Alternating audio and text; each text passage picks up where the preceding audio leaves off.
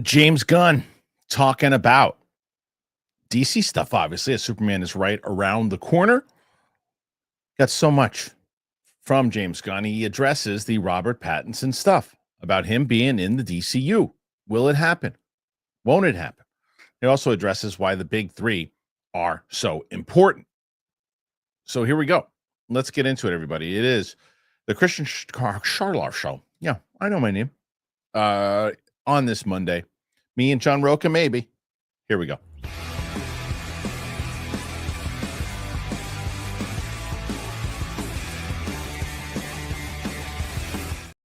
What's going on, everybody? Welcome back to the show here today on Monday, the day after Father's Day. I hope everybody had a great Father's Day. I did. I had a good meal. I had a good time with the family. So I hope you guys did too. Anyway, don't know where John is. Not sure. So I'm starting the show. I'm trying to do that more. I'm trying to start exactly on time. I don't want people to wait for me. I don't want to wait for people. We're going to get into it, have conversations about what is going down in the world of movies. And the big story right now is, of course, all the DC stuff, because James Gunn is talking about Superman right now. He's on the press tour. So he's getting tons of questions and he's answering a bunch of stuff.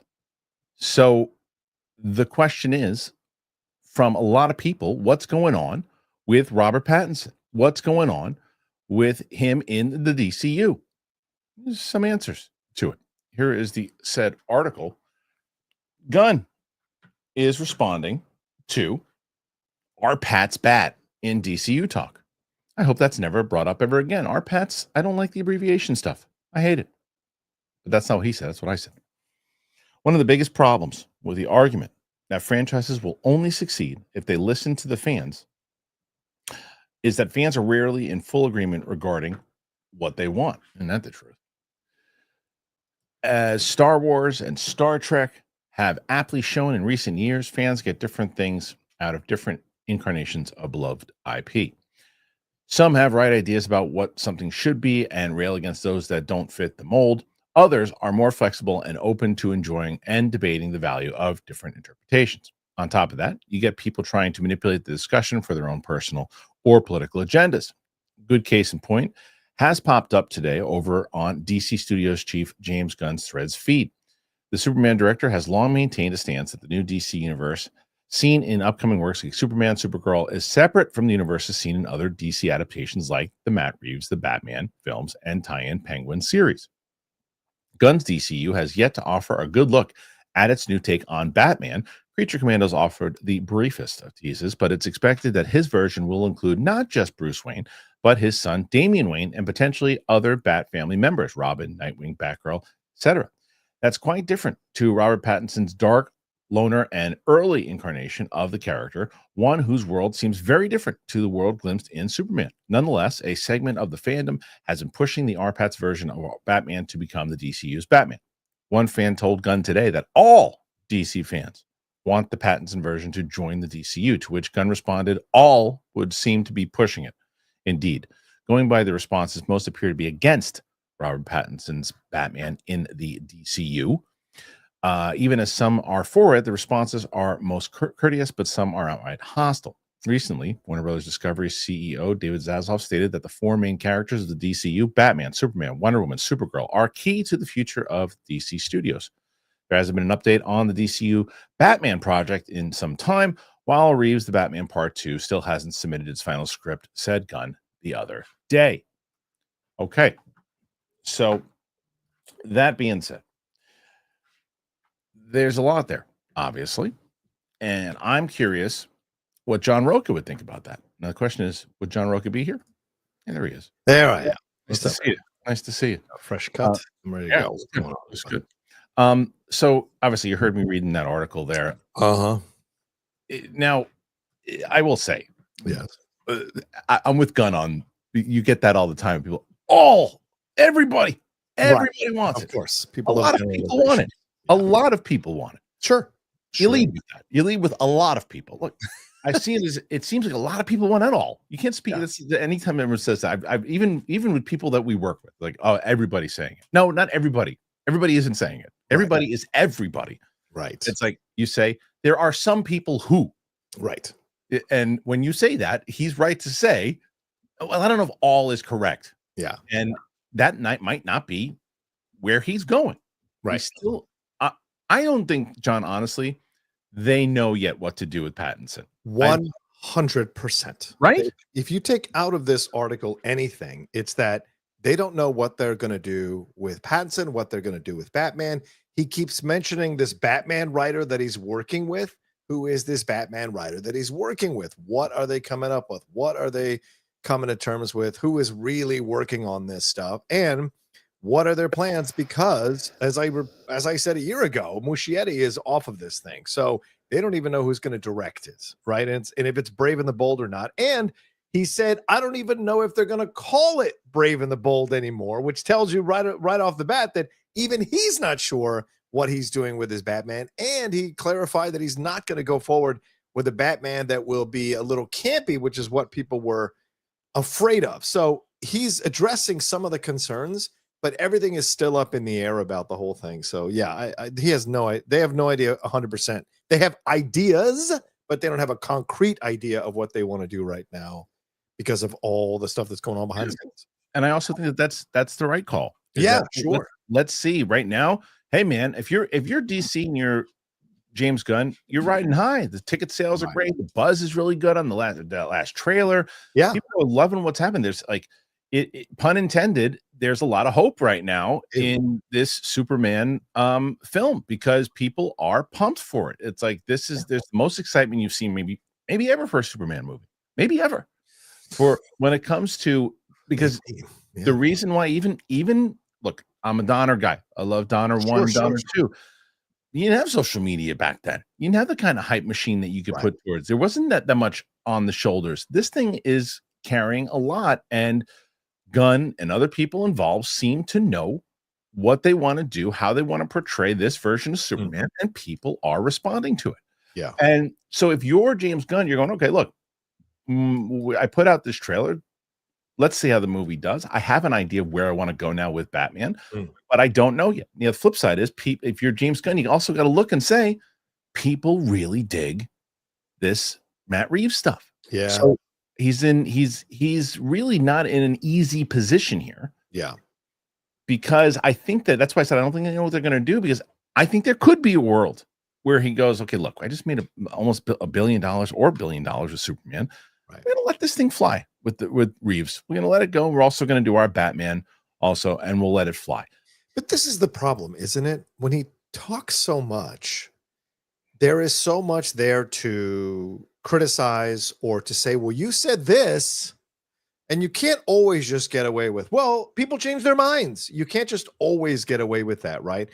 The fact that you came out so strongly in that announcement, and you said, this is what we're going to do, and we're going to do this, and we're going to do that, and this is going to separate us. I think you're getting snake bit by all of that, because less than half of that stuff that he first announced is probably going to happen. And now he's already changing his tune on Brave and the Bold by talking about how it might not even be called that. So they might not even be making a Brave and the Bold movie. So maybe a completely different movie. So I understand you want to keep your options open. Of course, that's smart. Of course. Don't just come out and say everything and then go after the fans and be like, people who are criticizing Matt Reeves are mean. They're being mean. Come on, man. There's a vacuum here and you're not telling the full truth. And people don't know they're being mean because you're not letting them know what the hell's going on behind the scenes with Matt Reeves. Just this kind of rumored idea of stuff that's going on to one of his children or himself or his wife, or we don't know what it is. Everybody's just guessing, speculating. And so we don't know what it is. And so to me, I think there's a little bit where he's playing the political game and he's for himself, and he's not like telling us the full truth. He's trying Doesn't he kind of have to, though? Isn't that the tricky part of being the head of this thing? Don't you have to play politics? You know, Feige doesn't shame anybody. Feige doesn't step on people. Feige doesn't call Feige handles it completely differently than fan-wise, you mean? Yeah, fan-wise. Yeah. Because I mean, he's saying people are being mean. It's like, no, people are speculating because they don't know what the hell's going on. And Feige also is not, and for probably better, but Feige's not very active on social media. You know, James Gunn is very active on social media. That's my point. Yeah. There's a lot. We've talked about it. There are times when you go, you know, look, he's really involved he's really talking to the fans, and that's a good thing. And then there's other times you're like, yeah, I don't know, because I say this too, and not just because Coy is on the show. Why are you letting all this information out on Threads? Why don't you have a DC show? Let it out there. Have conversation. Have things. Look, we're gonna break news. No. You know what I'm saying? Like, we have this DC show that we're doing. Look at the numbers. It's nowhere near the platform that show has. Nowhere near the platform that social media has. But it could be possibly. But you have James Gunn, dude, and you just clip that out. You're bringing attention. Sure. I don't disagree with you in terms of a producing angle point of view. You're absolutely right. They should be using that more. But I guess James figures he has a bigger platform on his own rather than lending his stature to that show to build that show up. Because how much does he make off of that? Guy? I know. Look, you're preaching to the choir. It makes sense, but I think James looks at it. I think James sees himself as a singular entity, right? And he is at DC, but he is not DC. It was two different things. Feige is Marvel. He is absolutely Marvel. Gunn is still new in this thing. He's got to grow into it. Gunn is doing this for 17 years. Then Gunn is DC, right? But not at this point. So. I understand what you're saying. I get what you're saying, and he's and like that's why I give him leeway, because he's really learning on the job, and he hasn't even had his first big release out yet. And the first big release that he does have, speaking of Marvel and DC, and there's precedent. There's other things that have come before, so he's got that to lean on, but. Iron Man did not have this kind of hype going in. Again, I know there's a lot. I know there's a lot of things going into it. He's got a lot of hype behind it, and he's got a lot of pressure on him. So I do think I think he's doing a lot right. I do. I think he's doing a lot right. I don't disagree with you. I agree. He is. Yeah. So there just needs to be now what happens when this movie comes out, and then the Batman decisions, because they got to lean on these big characters, right? And that will lead into our second story. But before we do that, I want to make sure that people click on the Clips channel. Make sure you subscribe to the Clips channel, because we release all of these stories on the channel. So make sure you do that. Subscribe there. We're trying to get to 15,000 subscribers. Right now we're at 10. So hopefully we're jumping. Okay. So speaking of James Gunn, speaking of the big three, it's been addressed. And here is that article again from Dark Horizons. And this one is Gunn talks about Batman and Wonder Woman being priorities, to which everybody said two things: great. And the second one, no shit. You got to. And this is, again, smart. This is what you have to do. As part of the next round of promotion for his Superman film, DC Studios chief James Gunn has sat down with Rolling Stone and covered a number of topics. Previously reported, David Zaslav has stated to investors that Superman, Batman, Wonder Woman, Supergirl are the cornerstone characters of the new DC universe. Superman is ready for cinemas, a film which Gunn says features a Superman who doesn't have planet-cracking level powers. I didn't want a Superman who could punch planets. He's a little less powerful. We have a Superman that can be beat. Meanwhile, Supergirl is already filmed and currently in post-production. Regarding it, Gunn confirms the film is just going by the shorter Supergirl title now, and he had little involvement with the project once the script was done. What about the other two heroes? A new Wonder Woman hasn't been announced yet, while two announced Batman films, one DCU, The Brave and the Bold, and one not, Matt Reeves' Batman Part 2, seem to have hit headwinds on their road towards production. Nonetheless, Gunn is working specifically on the Batman, The Brave and the Bold, and Wonder Woman DCU films to get them into production at some point. He said, now, Batman's my biggest issue in all of DC right now, personally. And I'm not writing Batman, but I am working with the writer of Batman and trying to get it right, because he's incredibly important to DC, as is Wonder Woman. So outside of the stuff that I'm doing in the projects that are actively going, our two priorities are finishing our Wonder Woman and our Batman scripts. Batman has to have a reason for existing, right? So Batman can't just be, oh, we're making a Batman movie because Batman's the biggest character in all of Warner Brothers, which he is, but because there's a need for him in the DCU, and a need that he's not exactly the same as Matt's Batman. Yet he's not a campy Batman. I'm not interested in that. I'm not interested in a funny, campy Batman, really. So really? With teeth hitting the screen, you're not interested in a campy Batman? Okay. Hold on. So we're dealing with that. I think I have a way in. By the way, I think I really know what it is. I am just dealing with the writer to make sure that we can make it a reality. Wonder Woman, I think, is actually easier for me, because there have been so many infant portrayals of Wonder Woman, definitely not in movies, but really anywhere, and there have been of Batman. As for Reeves' film, Gunn has had it up to here regarding all the speculation about the project's fate. It's not canceled. We don't have a script. That's slow. Let him take his time. Let him do what he's doing. God, people are mean. Let him do his thing, man. Gunn has been very public about not moving forward on a film unless the script is in great shape and finished, and says that the stance led to the death of one such project already. We just killed a project. Everybody wanted to make the movie. It was greenlit, ready to go. The screenplay wasn't ready, and I couldn't do a movie where the screenplay is not good. We have to treat every project as if we're lucky. We don't have the mandate to have a certain amount of movies and TV shows every year, so we're just going to put out everything that we think is of the highest quality. All right, so John, the first question I want to ask is, you guys talk about this stuff all the time on Hot Mics. So you got to know what that project is. Is that Swamp Thing? It's probably Sergeant Rock. I would imagine that it's Sergeant Rock. Right. Yeah. He's not going to say it by name, obviously, to spare people's to spare the creatives a little embarrassment, because he essentially said the script wasn't good. But him saying Clayface is ready to go, they're doing a rewrite of Clayface. So how great was that script if you're bringing in a veteran screenwriter to come in and do a rewrite?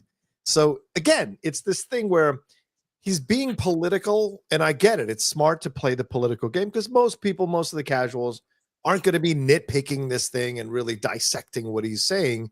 But there are holes in some of his logic here. And last I checked, didn't DC say they plan to release like 7 projects a year? So this idea of not having a mandate is very confusing when you have announcements that they aim to put out like 6 or 7 projects a year recently. So these are these things that you see that he's as he's done since that opening announcement.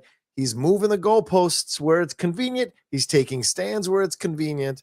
But I also think this is who he is. And so if you like James Gunn, you don't see anything wrong here. But if you are a little more of an analytical person, I think you can pick certain things apart that are convenient for his reasoning or narratives, you know? Yeah. I go back to the same conversation we probably just had in the last one, is that he's learning on the job. Yes, 100%. He's got to be political in the Matt Reeves thing. He's got to be, because I do believe he's got a very good relationship with Matt Reeves. And I also think that you got to make sure. I mean, Matt Reeves is a brilliant filmmaker, and he said, you know, he's slow right now. They didn't say we're not doing it. Yeah. But there might come a time, if they do decide to not do it, that it's got to be Matt Reeves that says, look, I'm stepping off this thing. I can't do it anymore, because nobody's going to want to see that movie without Matt Reeves. It's just I agree. And I also think that's a great point you bring up, Kristian. No one's going to want to see without Matt Reeves, but they're going to, and the same thing, but with Muschietti, what they're doing with Brave and the, it's very clear that they're moving him out, right? And even Muschietti. So you know how it works back there, man. Guys, if you're not aware of this, like, there's a lot of egos, there's a lot of brand saving, there's a lot of protection. Yeah, right. Protection, right? Yeah. So they'll be like, look, Matt, if you don't mind, can you just say you can't break the story? It's not working for you, and you're gonna leave the project because you have some things to deal with, and that way it doesn't look like we're bad for doing that. Because look, we let you do a Batman. I don't mean James Gunn, I mean DC Warner Brothers. We let you do a Batman film. We let you do the Penguin stuff. So do you mind doing us a solid and saving us a little PR headache by saying you step down away from the project? If they do it that way, that's true. I mean, look, here's the thing. After all the stuff that's going down with this thing, as good as Penguin is, do I want to see the Batman 2? Of course I do. Yeah, 100%. Of course I want to see that movie. I'm really excited. It's an Elseworlds project in general, if they can make it work, right? Yeah. But the question is, when, in regards to when they're going to do whatever the Brave and the Bold or whatever new Batman movie they come out with, when are they going to put it out? Are they going to put it out close to each other, not close to each other? That's the question. That's the main question. That's what they're going to have to do and figure it out. Because I mean, if you're a fan of the Batman, who wouldn't want to see part 2? It's just a matter of, it's more about politics and everything else too, whether or not it's going to happen. So fingers are crossed that it does. But I still think, you know, like I said, I think it could be confusing for a lot of people. We'll see. We'll see how that works out. But the fact that they're also leaning in on the big 3, this is smart. This is what you do. Sure. And if Zaslav is saying it because he's like, look, telling the stockholders, yes, you know, the 3 big people that we have, probably the biggest superheroes in the world, because Iron Man was not a big, massive, huge superhero to start off. It was a ballsy move by them. Hulk was a big superhero, I guess, pun not intended. And then that movie did decent the second one, right? Captain America was well known, but it wasn't like a gangbusters thing. And everyone was like, oh, great. And Thor, another one. Not like, oh my God, Thor. It was Spider-Man. Spider-Man is the guy. Spider-Man was the one that everybody, was also because of the Raimi stuff, but in general, Spider-Man. Yeah. DC has Superman, Batman, Wonder Woman, boom, boom, boom. And if you use those correctly, and if you don't have a guarantee that your universe is going to last forever, you don't pussyfoot around it and say, oh, you know what we'll do? We'll do Superman first, then like 5 obscure movies first, and then fingers crossed those do well. Then we'll jump into Batman and Wonder Woman. No, you punch it right in the mouth and go, here they are, boom, boom, boom. And that's not what they didn't do on the DCEU. They kind of started to do that, and they went, let's do Superman. Great, Man of Steel. Let's do Wonder Woman. Amazing. And now what? Well, they just did Avengers movie. Let's do Batman v Superman. No, build. And that seems to be what they're doing right now. Well, possibly, but I think this is what they should have led with in that opening video that James Gunn did. We have got we're clear about Superman. We've got Batman, Brave and the Bold, and we've got Wonder Woman. All 3 of those should have gone into production. That's what they should have said right off the bat. This is the pillars. Now we're going forward. I don't think they could have right away, John, because of again, Gal Gadot and Gal Gadot, all that stuff they were trying. You gotta have balls. You gotta have balls. Remember, they were still taking meetings. Ben Affleck was taking meetings, and at the time, listen, don't make an announcement until you got it locked down. I just don't see the logic. And the other side, the Marvel thing, the only reason they with Iron Man is because they didn't have the rights to Spider-Man or X-Men. Because there's no way they wanted to lead with Iron Man initially, right? And that was before Disney as well. So, yeah, I mean, I get it. It's just that to me, there's a lot of, he's a Clayface script. Okay, we'll do that now. And there's not a clear for $20 million. Yeah, I know, but a clear plan, I would just stick to the plan, and those other things you can start messing around with, but establish the 3, the triumvirate first, as you were saying: Superman, Batman, Wonder Woman. Establish them. Yeah, you got to use your heavy hitters. You know what I mean? Like if you got to lead with the fastball, and that says your vision for the future. They're throwing fastballs, and they should, because especially with how well received Superman has been, like the trailer, how like the tickets, and if it hits, and if it does make $1 billion, even if it gets close to it, it's like now you're playing with house money. It's like, go for the Supergirl's already done. So, and Supergirl, what they did, I think that's going to be smart in that one too, is that you're going to introduce Millie Alcock in that film at some point. Right, Superman, yeah. And if she pops in that film, and you go, oh, where's that movie going? And then that's the follow up, because Superman's going to be so big. I understand the logic of doing Supergirl second. I really do, because it's still based off the same IP, and you're introducing her in this movie. So Superman, Supergirl, leading into and that's why the strategy is there, because they said, okay, we are actually leaning in, and there's a script for Wonder Woman. Like that came out of nowhere last week. Right. So, and I'm telling you, I keep saying it, Adria Arjona is going to be announced as Wonder Woman. She's gonna. I'm telling you, I have no inside information on this. I didn't hear any tips. This is just, I have a gut feeling she's going to be the one that is announced.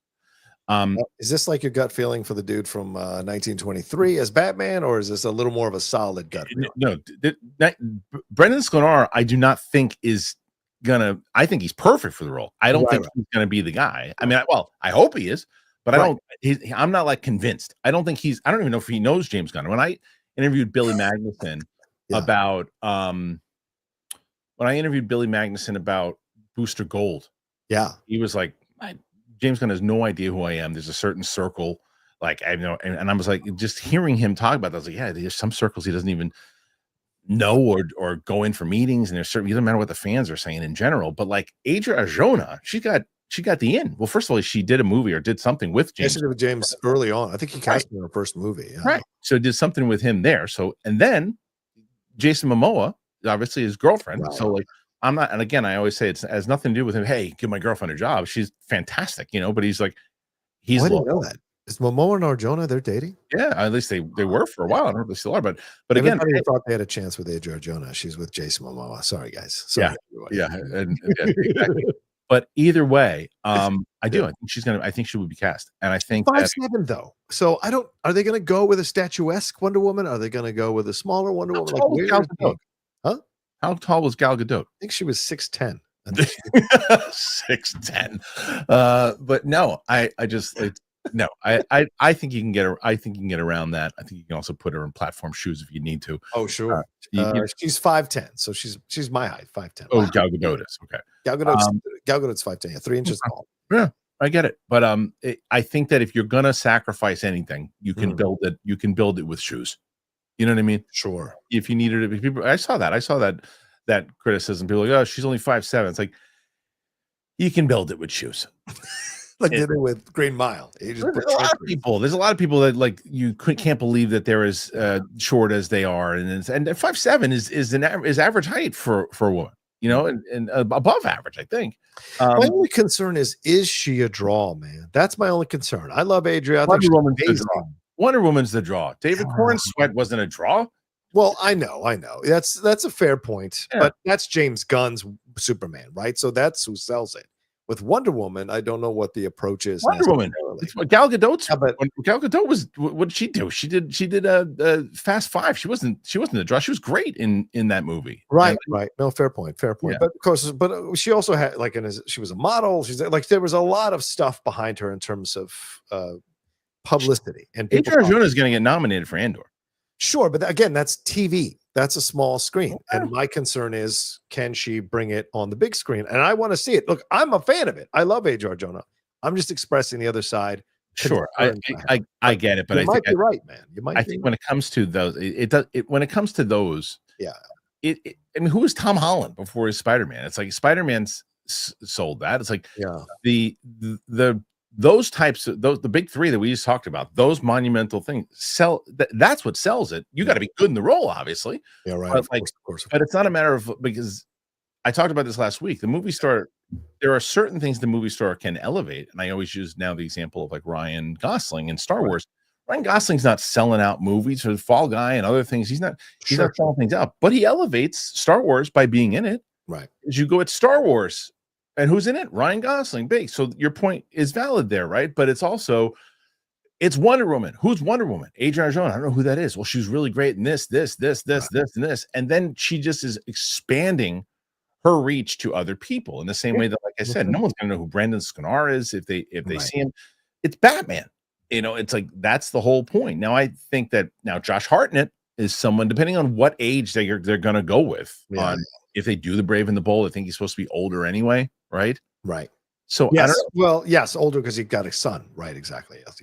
Yeah. It just depends. So I don't think a big name is necessary for those movies. I just don't. Okay. So I hear you on Superman, Batman, because we've seen multiple iterations on screen. We've only ever had one Wonder Woman on theatrical screen. Yeah. True. Right? We've had obviously Linda Carter, who was amazing in the role, also Latina. But I want to see someone, I think with Wonder Woman, because we haven't seen multiple iterations, you want to see someone who is going to really grab the bull by the horns and do a whole interesting new interpretation of Wonder Woman. And I do think the director and writer is going to be a massive part of that. It's sure. Right? Not because we've only seen one Wonder. I think if there had been multiple Wonder Womans, I would agree with you on the Wonder Woman side of things. But I think because we only have one, we need to have someone who's going to excite people to see their version of it. So we'll see, but we'll see. Yeah, and well, I think that's the beauty of, like, you look at the I'll use the Donner. We're talking against Superman. Yeah, right. Yeah. Christopher Reeve was, nobody knew that. Yeah, nobody knew Christopher Reeve. You're absolutely right. But of course, we weren't knee deep in the superhero genre. No, we weren't. But they were still the age of the movie star. And what did they do? They stuck him around both Gene Hackman and Marlon Brando. Right. They took care of him. You're right. Yes. And didn't even bill him. They didn't even bill it. They billed him third. Right. Exactly. You know, it was Marlon Brando, Christopher Reeve. Marlon Brando, Gene Hackman, and then Christopher Reeve. Mm-hmm. So like boom, boom, boom. And so like they wouldn't do that now with the lead of, but they could put her around bigger stars inside of that movie. So we shall see. Yeah. What do you guys make of all of it? The big three. is how important is it? Will it happen soon? Put your thoughts in there. Let us know. Okay. So one of the things that I'm excited about telling you guys about. I have I did an interview. I was supposed to run it last week, but that whole thing happened with the StreamYard. It was a disaster. But now, Another Day in America is a new movie that's coming out, and I'm excited to tell you guys about it. But before I do, I'm also going to tell you about Trade Coffee.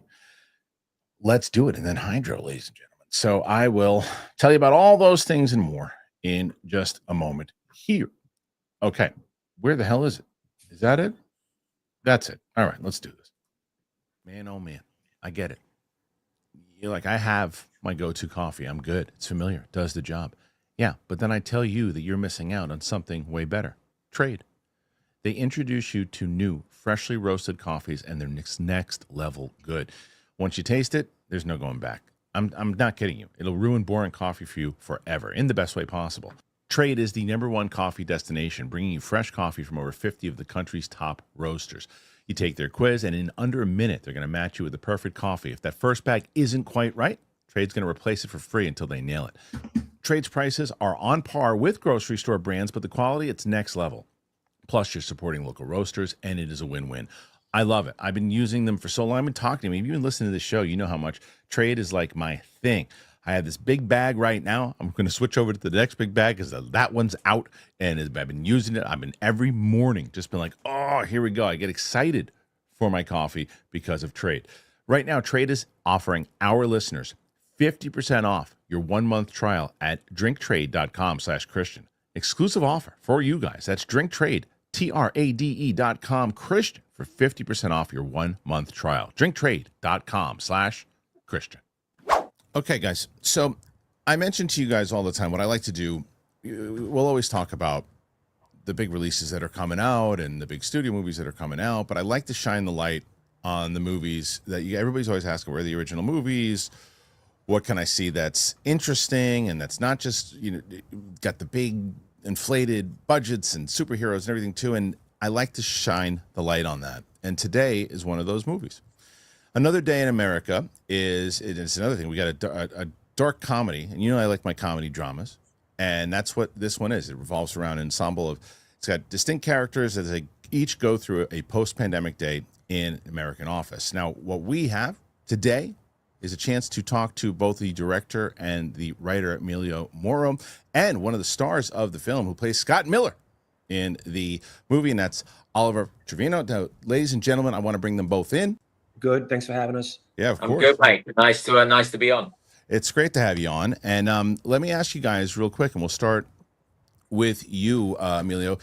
Yep. Tell me about this movie, man. What was the idea of saying, look, I want to put this thing together. I have this idea. How did it all come to be?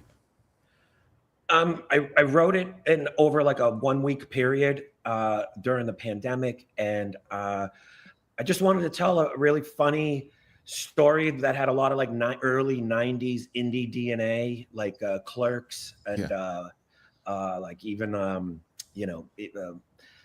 even like stories that kind of language could shock you but make you laugh, and just put the camera in front of our society and culture and kind of poke fun at it, but then tell a meaningful story that that competes against today's modern day commentary that we get online, social media and podcasts. So I love that vibe. I love that tone of it, and it's always, and like I said, it's always, for me, I like discovering projects like this because of everything that I just said in the intro here too. But Oliver, talk to me, man. How did you get involved in this, and how did you first come to hear about it? What did you say? No, I need to be a part of this?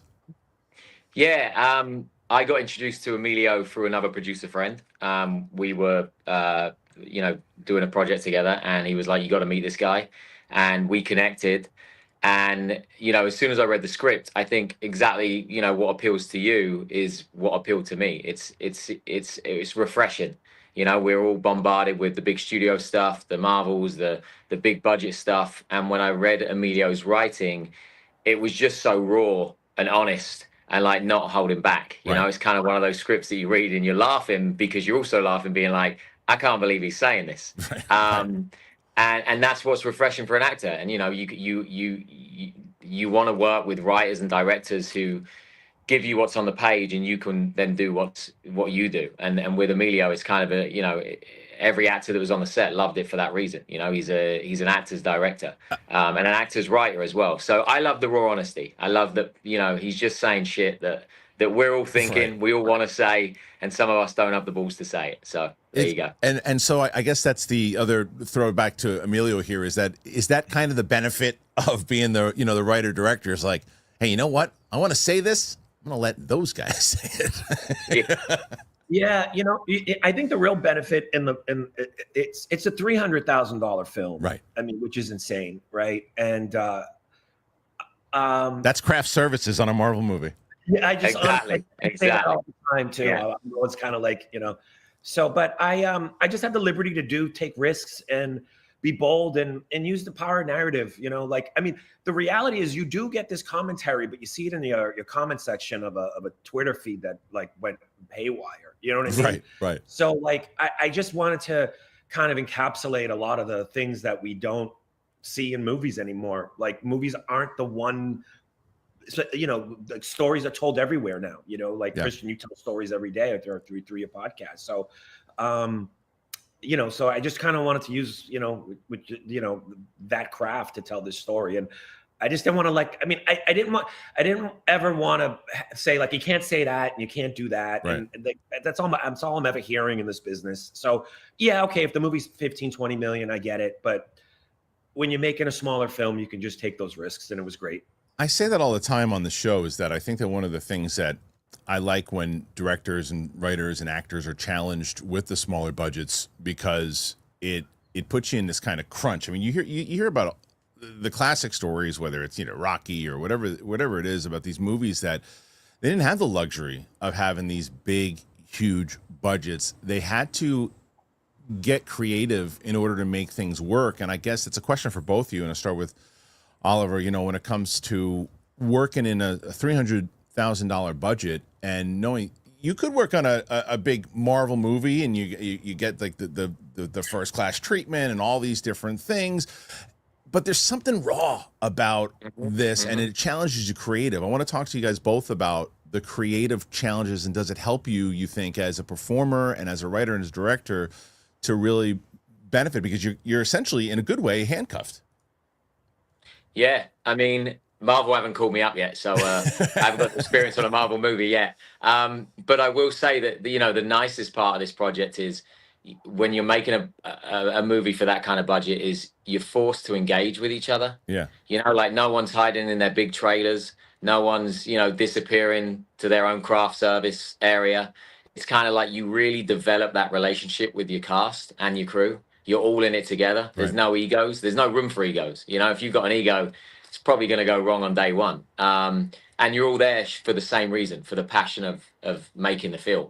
Because if you weren't there for that passion, you would not be there. Right. You know, no one's in it for the paycheck. So I think it kind of flushes out that the BS of Hollywood a little bit, you know, because it really brings in the people that want to work and the people that are there trying to make stuff that will entertain an audience, you know, and that's what we all hope to do. As far as creatively, I mean, Scotty for me is he's bipolar. He's struggling with a breakup. You know, that's easy for me. You know, that's I tap into that any second. So, you know, just being around good people and human beings and having real conversations off, you know, Richie Costa, who was amazing. I had a lot of scenes with Richie. The best part is this in between scenes, we're just chatting, and then Emilio rolls and we go back into chatting. Yeah. You know, so I think you get the authenticity more for sure, you know? So yeah, I loved it. Yeah. And I guess the same thing, for you, Emilio, that question, but then I want to know, as we kind of wind down here, as far as where people can find the movie, how they can check it out. And I do, before you even answer any of that, the cast, besides Oliver, obviously, who is great in the film, you got a really good supporting cast here too. I mean, you've got Alexis Knapp starring as Tracy Anderson in the movie too. Pitch Perfect, people know her from. Richie Castro's just mentioned. This cast is very solid, and it's so important in any movie that you do to really find that ensemble team to make it work. So talk to me about that first. Talk to me about putting this together, because this is your baby. You want to bring these characters to life. At what point do you go, yes, yes, yes, that's everybody I need? Because it's like sports. It's a team. You got to find that team, because it doesn't matter if there's one great performance. If there's one great performance and someone's an asshole, then you're like, great, but at what cost? Yeah, a lot of everyone in the film in some way or another were a friend or a friend of a friend. So Oliver asked Alexis to be in it, and Natasha. I knew Paul and Richie from a movie from 10 years ago. And what I really thought is interesting too about the film is that there's people in this film that never acted before. Oh wow! Like never even acted. And so that writer director dynamic with the actor, it's really more the writer in me, because I have to kind of tweak it to their wheelhouse. So I thought that was like an interesting thing where, it's a pretty deep cast. It's a lot of there's a lot of storylines. I think what really benefited is that you have these kind of like these parallel dovetailing storylines, but no one really worked more than 5 days. You know what I mean? So it was really easy to get Richie to be like, hey, let me give you a scale. Right. for 5 days. But I'll answer this real quickly. Sure. Because it has to do with the acting. Yeah. I started an interview with Tarantino, and he said when he casted Reservoir Dogs, he said, if I just had them on a blank wall, I'd be okay. And I felt that at some point. That's great. I wish I had more than a blank wall sometimes, but I just knew that 80% of this was the acting, and if you look at most of the reviews that are already out, everyone kind of goes towards the performances are great. And sure. I got lucky, and it's a combination of luck and hard work. Well, the film, again, guys, Another Day in America. And where can they find it, Emilio, if they want to go check this out? Yeah, so it comes out June 17th, and it's across all these platforms that you would normally watch a movie: Amazon, Apple. I don't even know what it's called anymore. iTunes, and Google, whatever, and those kind of. So it's like this digital release, and it's June 17th, and we had a small little theatrical before this, but this is the real release, so everyone can watch it. Well, I can't thank you guys enough for talking about your movie and let people know about it. And I tell you guys, go and check it out. Again, Another Day in America. Thank you to both Emilio and Oliver for joining us here today. Warm weather hits suddenly. I'm juggling vacations. There's visitors, zero routine. Hydro brings me back to that structure so I can get quick, efficient workouts that keep me feeling grounded no matter what my calendar looks like. So for Hydro, if you didn't know, I've been telling you guys, I've been going and working out 4 days a week, but I need other things sometimes when I can't get to the gym. And I've been really loving Hydro, because one thing that I love, you never get bored. Hydro's got tons of workouts with actual Olympians, and they're filmed in these gorgeous outdoor spots all over the world. It makes it way easier to stay motivated. Doesn't matter if you're training hard or just trying to stay active. Hydro really meets you where you're at. It's low impact, so it's easy on your joints, but still gives you that perfect mix of strength and cardio. If you're on the fence, there's a free shipping, 30-day risk-free trial, and Hydro offers a full-year warranty. Honestly, no pressure. Just try it and see how it feels. Getting a good sweat used to mean hours in the gym. Hydro, you can do it all at home on my schedule, 20 minutes. Rowing on my Hydro gets me that full-body workout without ever having to leave my house. It's so easy. I have it set up now. I was so excited when I got it, and it really does. You feel like you can't even describe how amazing it is to hit all of these spots. So you can skip the gym, not the workout. Stay on track with Hydro. For a limited time, go to hydro.com and use the code Kristian to save up to $470 off your Hydro. HYDROW.com. Use that code Kristian. Save up to $475. Hydro.com. Use the code Kristian. Thank you again to both Hydro, Trade Coffee, and of course to our wonderful guests on Another Day in America. So, yeah, John, I do like, being able to showcase the smaller films and letting people know about them. So I'm glad that we had an opportunity to speak to them. I think you're still muted for some reason. I don't know why. Is that you or me? Apologies. I just, I didn't want you guys to hear anything. Yeah, that's good. Yeah, and that movie comes out tomorrow, so people check it out. Yeah, I'm a big Alexis Knapp fan. So, I enjoyed her in Pitch Perfect, Project X, and a couple of things. So seeing her being a part of the movie, I think is exciting as well. So, good. Okay. So speaking of other movies that have come out, other things in general, you and I always on Monday, we always talk about the box office. Yeah. And we got some stuff this time around, and let me get to it. We have the new numbers, and they're interesting, John. These numbers are pretty interesting in general. Yeah. So here are the numbers. I got to get rid of this stupid thing. Hold on. I got to get rid of this one. There's always something new. There it is. Wait, what the hell is going on over here? I want to get rid of this. Thank you very little. Okay. So the box office, the latest weekend, How to Train Your Dragon. Looks like I was right, John. I was right. Yeah. Lilo and Stitch. Look at that. 1, 2. How to Train Your Dragon. Lilo and Stitch. Families, kids are going out to see this one. My for the first time in a bit, 13-year-old was like, "Hey, can you take me and my friend to go see the movie? We want to go see How to Train Your Dragon live action." It was the first time. I didn't say, "Do you want to go to the movies?" I didn't say anything. I just went to the movies. And I was like, that's interesting. So it's very crowded. People are interested in seeing it. So How to Train Your Dragon so far, John, worldwide is almost at $200 million. Yeah. Okay? Lilo and Stitch worldwide is almost at 850, is at 858 million. Yeah. The Materialist, which getting rave reviews, 15 million worldwide, 12 million domestic. I can't imagine the budget was that big for that movie. So that's probably a win.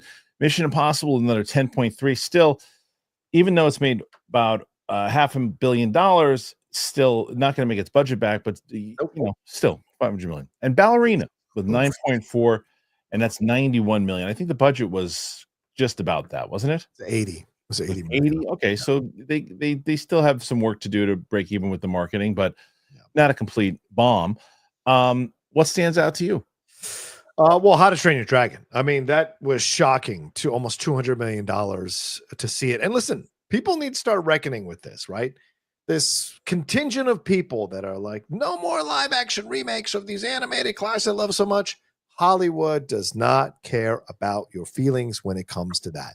They are making money hand over fist when they do adequate to good to great live action adaptations. And this was up there with very good to great live action adaptation of an animated film. And sorry about your feelings. They're going to keep doing this because they make a crap ton of money doing these things when they get it right. Yes, there is the Snow Whites. There are some that don't, but those are ones that are not good. So they don't make money, and so there was enough people, obviously, that love this. Lilo and Stitch, cumulative, well over $1 billion, both of them over the last few weeks. And certainly this may stop Lilo from getting to $1 billion, which is ironic, because this thing looks like it's a monster, a juggernaut. A lot of rave reviews. How to Train Your Dragon. Audience score. Huh?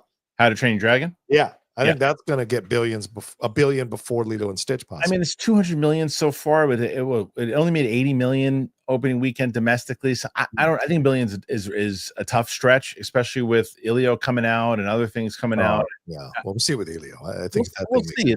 It's still going to cut into it, and you still have more stuff that's coming up pretty soon with kid stuff. But like I told you, man, like it was, and using Lilo and Stitch as another example. We finally got the little one to watch the original, and she loved 3 times over the weekend. I want to see the live action Lilo and Stitch. I want to see the live action Lilo and Stitch. If you are able to get the interest of children and families, you're going to do very, very well. Look at all of the movies that are hitting big this year. Minecraft, Lilo and Stitch, How to Train Your Dragon. Like, this is how you do it.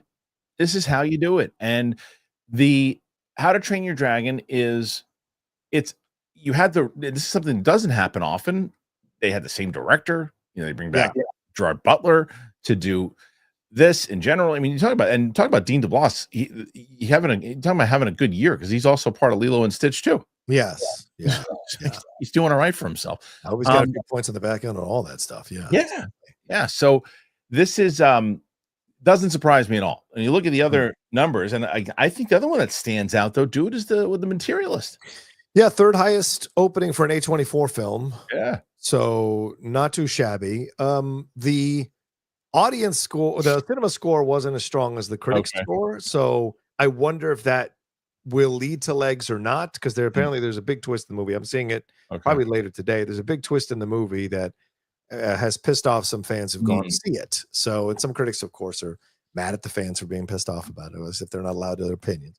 But like this is the thing that could affect the box office, I think, in interesting ways for the materialists. So, but still a good opening. Celine Song's not out here directing $100 million movies, so she's doing what she does well. It got buzz. That's the thing, though. It got buzz, and this is unlikely. This doesn't happen a lot. You froze. Normally, that usually happens with Steph, and you're not frozen anymore. But with Steph and Mike, it usually never really happens with you. I have my glasses on too. Okay, let's take. I don't think that had anything to do with it. But what I will say is that this movie's got some buzz behind it, though. Like that's where I started hearing about it. Even when I was at the screening for one of those movies last week, I might have been How to Train Your Dragon.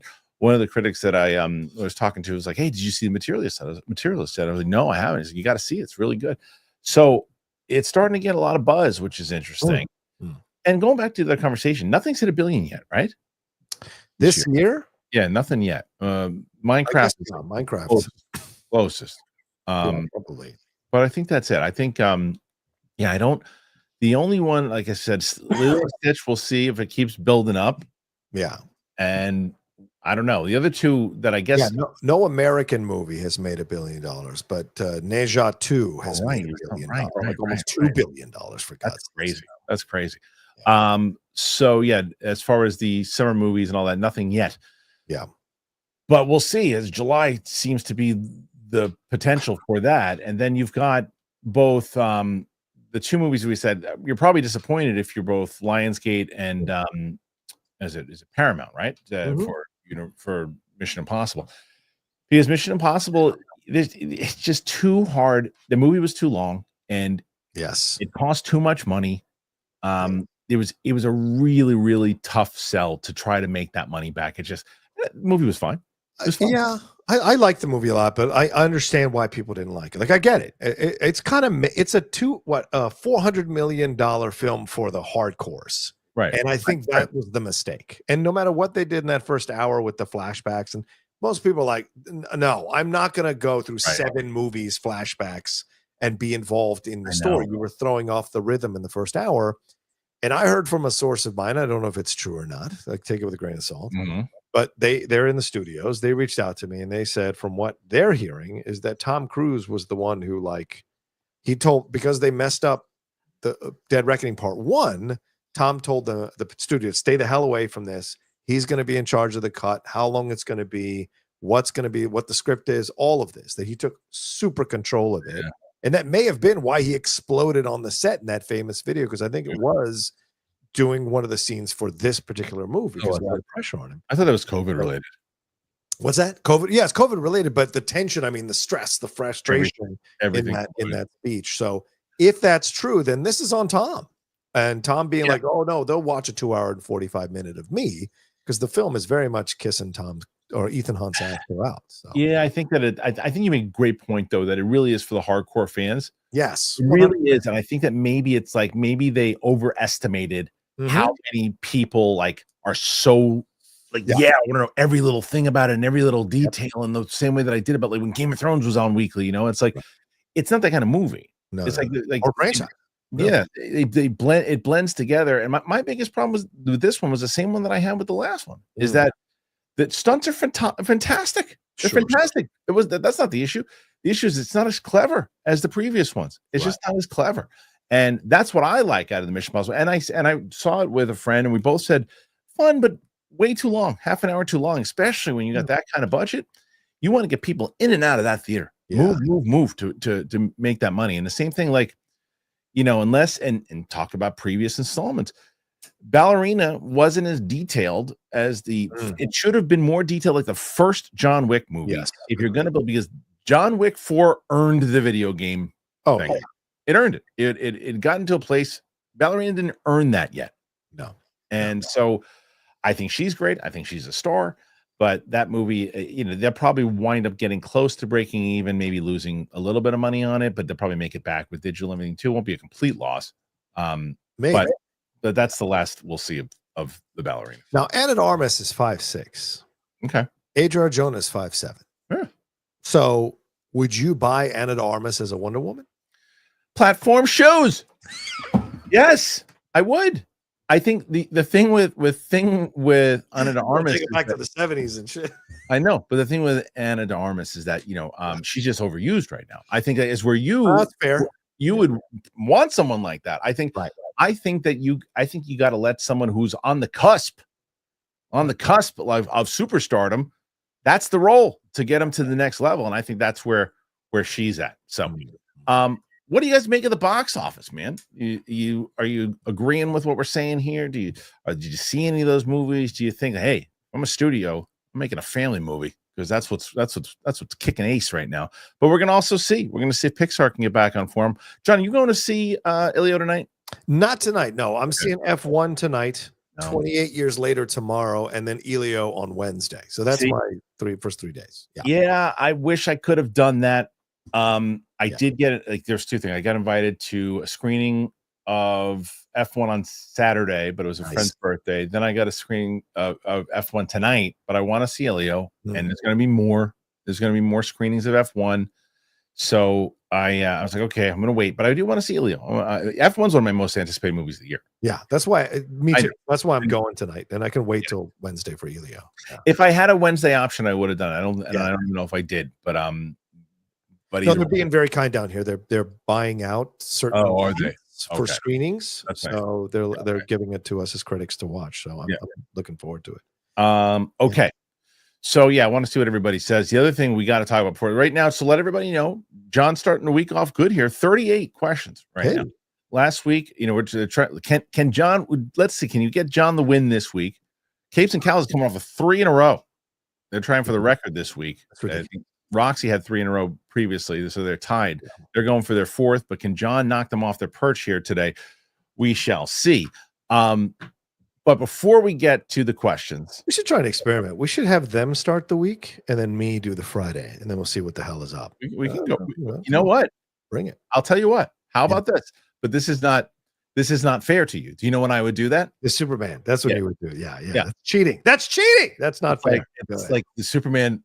I actually would want to move it on Monday. Put Capes and Calls on Monday. Have you do Friday? But we shall see. We've got to talk about this. Oh yeah, I did a reaction with it this morning. Same. Naked Gun, the new trailer came out following yesterday's poster. Paramount Pictures has premiered the full-length trailer for its part reboot, part revival of the Naked Gun franchise. The new comedy will see Liam Neeson star in the film as Detective Frank Drebin and Paul Walter Hauser as his partner Ed. The pair playing the sons of Leslie Nielsen and George Kennedy's characters, who just happen to have the same names. Also on board are Pamela Anderson as femme fatale Beth, who seeks justice for her brother's murder, Kevin Durant and Danny Houston as the villains, CCH Pounder as the police chief, along with Cody Rhodes, Lisa Koshy, and Eddie Yu in supporting roles. Chip and Dale, I don't want that. I don't need anything to do with that. So let's just talk about this. Okay. I freaking love this trailer so much. So good. I loved this trailer because, dude, it was, because what I said in the reaction was when they announced it initially, they're doing, without knowing anybody that's in it, the Naked Gun remake. I'm like, come on, right? First, then you hear Naked Gun with Liam Neeson. You go, okay, maybe, right? Then you see the teaser trailer and you go, oh, it's not a remake. It's a reboot. He's the son. And that teaser got everybody curious, going, what's this? Now, how are they going to, I guess Seth MacFarlane is writing it, right? Not directing. He's producing. Okay. But I don't know if he wrote it, but go ahead. Yeah. So then, even with that, you're like, okay, are they going to just go like Ted humor? Like what is this going to be? Are they going to actually do an homage and make it feel like Naked Gun? Oh boy, did this feel like Naked Gun. Like when he's like, take a chair, and she takes the chair and drags it out of the room, and then the what is it? The what you went to jail for? What was the joke? Oh my God, not man's laughter. Man's laughter. The man's laughter stuff, the names, the Pamela Anderson stuff, that it was like when they show the silhouette, the sex stuff, and it was such a throwback to the Priscilla Presley Beaver thing and all that. It was such a great feeling. I'm like, wait a minute here. No. This could be not only the revival of spoof movies, which we haven't had in a long time, or a good one in a while. This could be the revival of people going to the theater to see comedies.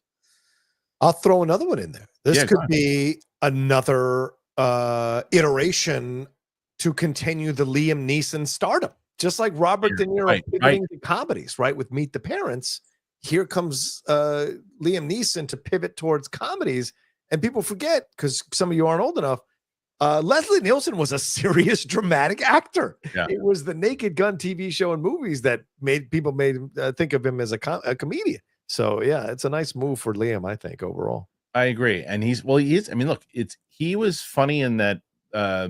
I don't like that movie, but he was good in the movie the Wild the West. What's that movie? Was Only Ways to Die in the West. Yes, under Seth MacFarlane. Yeah, right. He was also good. He was also, I mean, very good in the Lego movie. Yes. Oh my God, it's bad. So he's you can tell he's got chops. Yeah, he's got the chops to do it. So I'm so excited with Paul Walter Hauser, another one that I'm excited to see how he's going to do it. I thought the jokes just landed. I'm so excited for this movie. I just want to laugh with a bunch of people in the theater. I haven't seen that in so long. The only thing that I'm worried about is that they gave away too much in the trailer. Oh, I don't know, man. I don't even know what it's about. Pam Anderson's brother, sure. No. I'm just all the jokes. I mean, all the jokes. I'm just talking about the jokes. Oh, no. And I'm hoping, like, what I don't want to do is leave the theater and going, oh, they gave away all the best jokes. I want to go, they showed the worst jokes, or the jokes that didn't even hit. That's what I want to see. The coffee bit had me on the ground, where it looks like he's driving the car and giving the coffee. He's shooting and he shoots up through the windshield, and then hilarious yanking out of the EV chargers, causing a prison break. Genius. Oh, it was effing genius. Yeah, then he's got to take a dump and he's shooting at the people out of the way. I was like, come on. We've all been there. Sign me up for that movie. I can't wait. I'm so pumped for that movie. I cannot wait. I think it looks hilarious. Yes. Anyway, thoughts on the trailer, guys. What do you think? Do you like it? Do you not like it? Do you want to see it? Do you want to check it out? Put your thoughts in there. Let us know.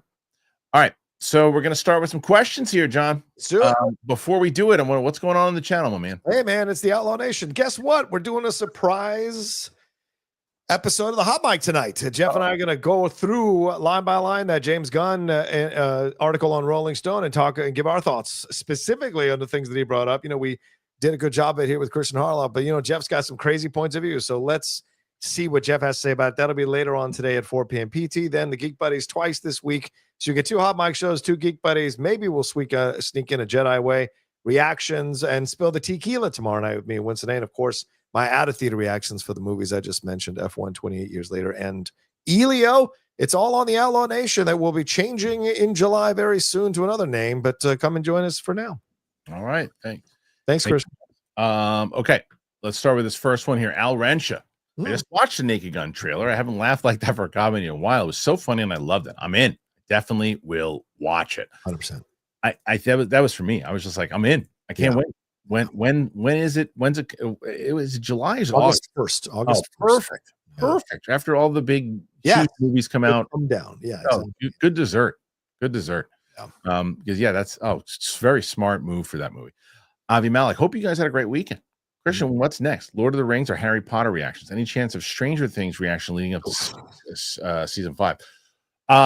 The chances of Stranger Things are probably slim just because of the time commitment. So many seasons. It's just so many seasons and so many long episodes. I just watched it with my daughter recently, and I don't know if Sam has seen it or not, but I only have her for like 2 or 3 times during the week. So right now I was just doing the calculation on it. We're going to be done with the MCU by like the first week in July. If she gets in here the amount of times I think she's going to, first or second week of July, we're going to be done with everything. So, and it might get stretched to 1 more week because I think we're going to get the screeners for Ironheart. So she might be caught up so she can actually react to that. Weekly. Yeah. But after that, I think we're going to go to Lord of the Rings first. Then we're going to do a couple Nolan movies. Then we're going to jump to the X-Men movies. Ooh. So that's where she's going to be probably taken up for the rest of the year for that. She wants to rewatch Deadpool and Wolverine again, but I was like, well, you should watch all the X-Men movies before you do that. So we might do a rewatch of Deadpool and Wolverine. And then Deadpool 1 and 2, maybe? Or no? No, we did 1 and 2. We've done all 3 of them. But when she saw Deadpool and Wolverine, she had never seen an X-Men movie. She had never seen an MCU movie. Oh, right. So now we context. We want to kind of revisit it again afterwards and see now that she knows all the references. And I might even, I don't know yet. I don't know if I'll do the Trank one, but I might do the 2 Tim Story Fantastic Four movies. Oh God. I just recently watched those for a podcast. You gotta be awful, right? Yeah, they're awful. Avi, what's up, John? Love the Geek Buddies. It's insightful and funny. Thank you, Avi. Appreciate that. Thank you for watching, bro. Connor Mullis, gentlemen, thoughts on brooms with wooden handles? I dig them. Not bad. I don't know what that meaning is, but Connor's throwing out crazy the best stuff ever. The last we'll get a handful of them for this episode. I'm down with brooms and wooden handles. Yes. Connor also says, what is your favorite brand of paper towel? I think Charmin, right? Is that the one I can afford? Costco, the Kirkland. Nice. That's Perfect. my favorite. Yeah. Rocha, would you rather be a horse or a bear? A bear. I don't like to be ridden by anybody. There you go. Mike Joyce, what was the last good spoof movie? Scary movie? That's the one that comes to mind. But that, you mean the franchise or the first one? You got to be specific, Mike. Come on. Everything in the first one. I send in 10 more questions to verify. I don't know. I don't know what's the next one. I don't know what the last one is that I can really think about. My favorites, Airplane's my favorite of all time, then Naked Gun, and then Hot Shots. Oh yeah, Hot Shots is great. But I love Hot Shots the most because I think that out of all the performances in every spoof movie, Lloyd Bridges has the best in Hot Shots. Yeah. He's so good in Hot Shots. He steals that movie. When he's up hanging upside down. Dude, what I wouldn't give to be 20 years younger and a woman. Absolutely. He's the best. Joe Hendo TV. Initially, I wanted Robert Pattinson Batman in the DCU, but it wouldn't work seeing the tone of Superman. Well, I mean, look, you can't say that, though. And I'll tell you why you can't say that. Go ahead. Yes. Because look at the tone of, because I was saying that also, and I've kind of changed my tune on that because of what I've seen in Superman. Yeah. You see that silly haircut that's comic accurate of Guy Gardner and how goofy he looks, right? Now he fits in the world of Peacemaker, but does that Green Lantern, does that type of lantern fit into the world of lanterns, which they're pitching as a true detective type story? Clearly he's involved in it or is part of the world there. Right. So you can connect it if it's tone wise. You just have to figure out a clever way to do it. Yeah, I'm with you on this. I've been changing my mind because initially I was like, no, you got to keep a consistent tone. But the thing is, for those of us who read comic books, we know I don't go to a Batman comic for a Superman story. I don't go to a Superman comic for a Batman story, right? Superman's supposed to be more hopeful, more uplifting. But Metropolis, there's a different energy, right? So when I pick up a Batman comic, I don't want Metropolis in the Batman comic. That's a darker thing. So you can have different tones throughout. When you bring them together, then it's going to be interesting to see how you marry those tones. But that doesn't mean that you can't have these different tones within the universe. I mean, Guardians of the Galaxy is not Captain America movies. I mean, there's 2 different things when you look at Marvel. So you can make it work. It's just bringing them together. You got to have the right director who can marry the tones and make it work. So it's not going to be easy, but certainly you can. 46 so far, John. Let's see what we can do. 46. Jay Anderson. Both Serkis and Pattinson have both recently said that they have read the Batman 2 script and they've loved it. Gunn says there is no script. Who's lying? Did Gunn say that there is no script? He didn't say there's no script. He says the script's not finished or hasn't gotten the script. So maybe he got a script. Maybe he got the same script that they did. He just hasn't got an updated script. Or this may shock some of you. Sometimes actors lie just to promote a thing. So I'm just going to throw it out there. Both Serkis and Pattinson, or they've gotten no. Pattinson didn't get a script. Pattinson said he knows where they're going now and he's excited about it. Serkis is the one who's read some stuff. So I think maybe James has sent them maybe the sections that they're in the movie, and they've read those sections. If anything, not Gunn, maybe Matt Reeves has sent it to them. So I'd like to see the actual quotes. Yeah, because no way they're not going to give Gunn the script, but they're going to give everybody else the script. That doesn't make any sense at all. Right. Gopal can't stick around today, but support. Thank you, Gopal.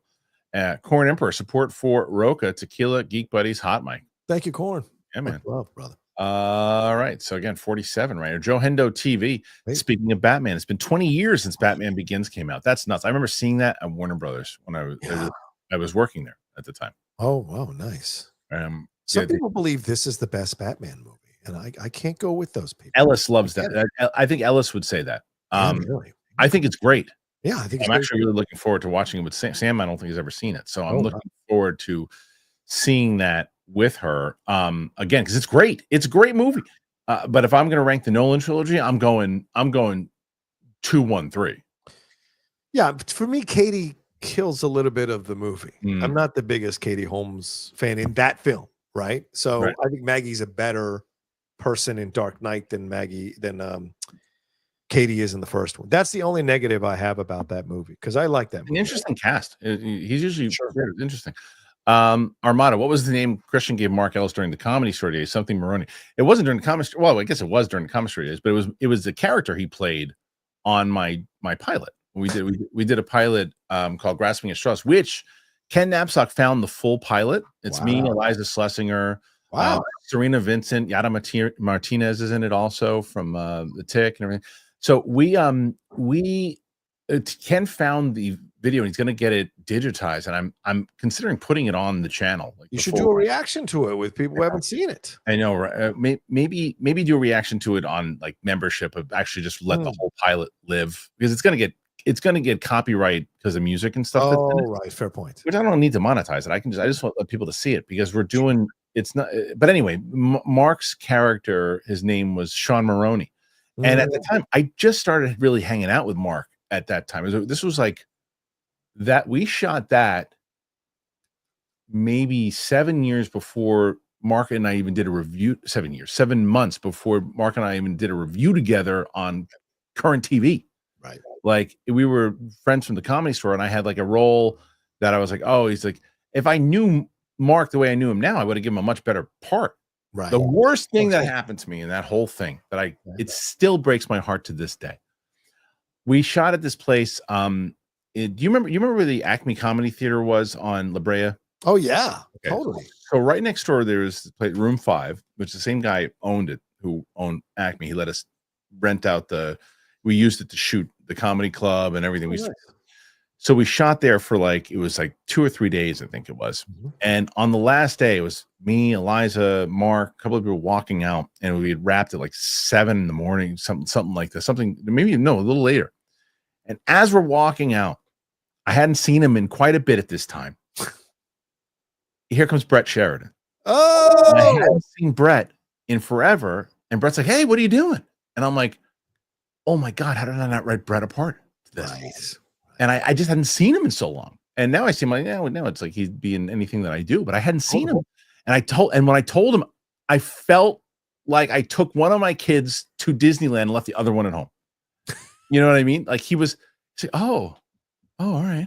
And I'm like, I felt terrible because he's great. I always say Brett had this confidence of, Andrew Santino. We'd be living in Brett's mansion right now. We'd be recruiting from Brett's mansion. But I have to next. We're doing some stuff, and Brett will be involved in it for sure. Yeah.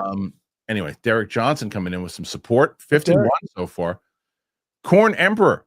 Hope Pattinson isn't the DCU Bats. Someone new. Yeah. Look at this point. If they can make both of them work, just make it work. Yeah. Derek Johnson, is Gunn ever going to just be quiet and let the work speak for itself? Feels like he's trying to justify every decision. Why? Go ahead, John. Yeah, it's because he has a healthy ego. Look at that photo on the Rolling Stone. Do you catch Kevin Feige lying down in a black and white photo, looking at you, staring at you intently? Gunn has a healthy ego about himself. And look, he's got a beautiful wife. He's got a successful career. I would have a healthy ego about myself as well. So he wants to talk about this stuff, and he wants to clarify things when people are going wrong. To his credit, when he parachutes in, he picks the right comments to parachute in 99% of the time. And so for whatever our issues are with him showing up too much, and I'm in that camp, Derek, he does pick the right comments to highlight, to address the things he wants to get out there. So in that way, he is smart at what he's doing. But I agree, the more he talks, the more you can criticize him or pick things apart. He follows it up and says, I need a smooth hand on the wheel of DC. Gunn feels to me like he's got to fight every bad report, bad press, commentators, YouTube sites. He feels immature for the long-term leadership. I want DC to succeed.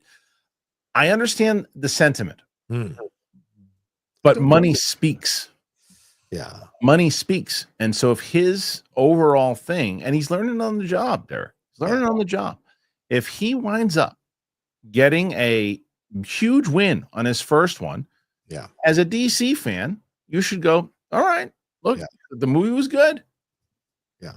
Yeah. It's just his style. And if his style works to lead to money, then Billy Martin. You have to do Billy Martin. Billy Martin. Billy Martin. You know what I mean? It's like different coaches. Like there's somebody like, why is he yelling at the umps and kicking the things? Like he's winning. He's winning. Is it funny we don't have coaches like that anymore in baseball? We don't have any these people do. Lou Piniella, Tony La Russa. Those were the guys, man. Dude, I watched a clip of George Brett. Oh, Lord. He talked about when he got into that fight with Greg Nettles. Yes. And he was talking about, he's like, they were friends. Yes. And he slides in and Nettles kicks him. And then Brett goes up and punches him in the face. They get into this big brawl. And who do you think got thrown out of the game? Craig Nettles. Neither. Neither one of them got thrown out of the game. Please go watch old 80s NBA. Kurt Rambis is literally assaulted. I saw a guy get thrown out of a game recently for going to get the umpire was going to give him a ball. Yes. And instead the catcher didn't know he was doing it, and the catcher pulled the glove back, and the umpire felt stupid, so he threw him out of the game. That's what happens now in baseball and other sports. People it's transferred over to everything. I want us to be tough and respect mental health. Can't we find that middle where we are tough and respect mental health? It's okay. Impossible. I am too fly cam. I really don't understand the constant criticism of Gunn. His movie is still a month away. He's engaging and answering questions from fans. What's the issue? For me, my only thing with him is, look, I don't think like in the beginning what I mentioned, and I still stand by this. I don't think you do this on Threads. If you're the one that's helping produce these shows, you've got to show that you can run it on, and you like build your show, release these pieces, and then John, to answer your question, by the way. About because his platform, right? Well, again, guess what? Say, hey, listen, guys, I just talked about this on the DC show. I need a short. I'm gonna put it on my account, and you release the footage on your account. Sure, and that's how you get more people watching the show. He should know that. I mean, that's my criticism. As far as what he's doing, as DC head, I think he's doing good. I think he's doing a great job, and I think Superman looks great. Like I said, I want to see how it's balanced out when I see the movie. The guy knows how to balance emotion and humor. He loves his jokes. The question is it going to be Guardians 3 or is it going to be Guardians 2? I hope it's going to be Guardians 3. I mean, those teeth against the screen. But Ed Harrell had a great point here, John, and this is what I hope it is. Okay. He said this last week. Okay. Because I said the same thing about the teeth hitting the thing. And he said, well, what if... Who said that? Ed Harrell. Okay. Ed. And he said, what if it's a news camera that's a news drone that's following them around recording this, and it's hitting the news drone? Yeah, I love that. I would love. That'd be great if it hits if it's breaking that wall and showing you that it's like, oh, this is a movie. I don't like that at all. We're watching She-Hulk right now. We're about to get to the finale, and I want to put my head through the table. Did you not twerk? Dude, so Sam and I went through. The only reason we're watching it is because I know She-Hulk is going to wind up being in Secret Wars. Oh, 100%. Right. 100%. So I'm like, okay, if we're going to get there, I got to get her, equated this to see what's going to happen. Right. We're almost done with that. And then we're jumping now. And then thank God we got 3 movies. Yeah. And then we got Loki season 2, then the Marvels. And then after that is Captain America, and then Thunderbolts, and then we're caught up. Wow. Yeah. Already. Yeah, wow. Already. So I mean, we'll see. Yeah. All right, Jay. Specials? Have you done the Guardians Galaxy holiday? We're gonna do Guardians. We're not gonna do Werewolf, but Werewolf. What does that connect to? It doesn't really connect to anything. I think that when I'll do that with her is probably closer to Halloween. I was gonna say, you got to do it for Halloween. I'll do it for Halloween, but not. It's not necessary now. I want to move her off of the Marvel stuff eventually. I don't want to add something. The other thing is like Daredevil, the Netflix series. People really want to watch that, but I'm like, That'll be the end of the. We'll be there doing that to the end of the year. It's like 13 episodes on 5 seasons. If you look at the Disney Plus stuff, Yeah, it's true. yeah, it'll be forever. Jay Anderson, what excites you most about the Superman film? The emotional story of Clark and Lois, and watching what Lex Luthor is going to do. That's what I've liked the most about the trailers. I think that it's a new. See, unlike people who hate the Snyder Superman, because I love Man of Steel, I like directors who take a chance with their vision of Superman, right? And I think James has taken a chance. What you read earlier at the beginning of the show, he doesn't want a Superman that looks all worldly and can punch planets. He wants a vulnerable Superman. I like that. So that excites me to see what that Superman is like in the construct of the movie he's creating. Yeah. So yeah, Lois is fine. That's all good. Lex looks awesome. Nicholas did a great job in last trial. But I want to see what Corn Sweat can do with this, and I'm excited to see James Gunn's points of view on this Superman if it works. Yeah. 54 questions at the moment. Thank you. And you guys keep us going and get John to a bigger number that he can defeat the Capes and Cowls guys this week. Let's see it. Armada, Xbox Game Pass is goated. New Samsung's TVs can't stream Xbox games without download. Works very well, surprisingly, too. Oh, interesting. That's cool. Yeah, that's pretty great. I've been making my way through Ghost of Tsushima finally. I bought that game a year and a half ago. Love it. People say almost done. I just got into Act 3. I love it. Love it. Connor Mullis, driving the forklift all day. Vroom, vroom. It's killing me, man. He's hilarious. Buster Barnes, someone asked Gunn yesterday if he liked 1923 and Brandon Scanar, and he said yes. Didn't have to respond to that. Just saying. That's true. Oh, yeah. Well, he also likes to, he likes to. He knows. Yeah, that's one of the things I do like what he does. I like how he likes to play with the social stuff, and I wonder who he's looking at, because we don't know what version of Batman he's going with. Yes, true. We just don't know. Connor also says, "Don't worry, I paused driving the forklift to type." Oh, good. I was wondering. Buster Barnes, Arjona in 3 to 4 inch boots and movie magic is fine. I'm not sure about the draw comment. Who else would you cast? Who's a draw? So one of the people on the spot. I don't know. One of the people who was rumored, John, was what's her face? Oh my God, how do I blank on her name? Gonzalez? No, Alexandria Daddario. Oh, Daddario. Does she have star power? I mean, again, White Lotus, True Detective. You know what I'm saying? So I know she was in Baywatch, but that was a bomb. It was. So. And she was in the Percy Jackson movie. I think I think Daddario is now I want to make sure I say this correctly, because I don't want people to misinterpret this. I think they want someone who is younger. Like Daddario is almost 40. No, she's 39. She's 39. They want someone who is probably in their early 20s. Now, it doesn't mean that women who are in their 40s shouldn't work in Hollywood. Of course, they can work, book everything. How long are you going to be locked in for? That's the question. Yeah, and that's the thing at the end. And how much can you handle physically? Yeah. And what's Arjona? 32? She is 32. Yes. Yeah, I think that's what I'm saying. Armada, tired of all these live action remakes with direct sequels from the past. So why can't we get How to Pimp Ride My Dragon with Exhibit? Please sign me up. Let's do it. What about Cribs? Yeah. Cribs. Mike Joyce, you look like you were in pain during your Thor 4 reaction. I was like, we just did Thor Love and Thunder, and I was what even makes me more upset about it is the fact that there's a good movie in there somewhere. Oh, of course. Somewhere. Went a little too far the other way. Oh man, Christian Bale is in a completely different movie, and that's the movie they should have made. They should have made the movie that he was in. He's terrifying looking in the movie, by the way. Yeah. His story is solid, and he's running around opposite of Saturday Night Live character. That's what saves the movie to me, is that he's so damn good in it. He's and fantastic. There's real pain going on with what he's experiencing. But yeah, the movie messed up because, again, as I said last time, they didn't dial into the seriousness because they wanted to keep it all yuck. And if they had dialed into the seriousness and balanced the humor, that film would have been fantastic. Fantastic. Yeah. Derek Johnson, I'm a diehard DC fan. I need DC to succeed. I want a true Flash movie.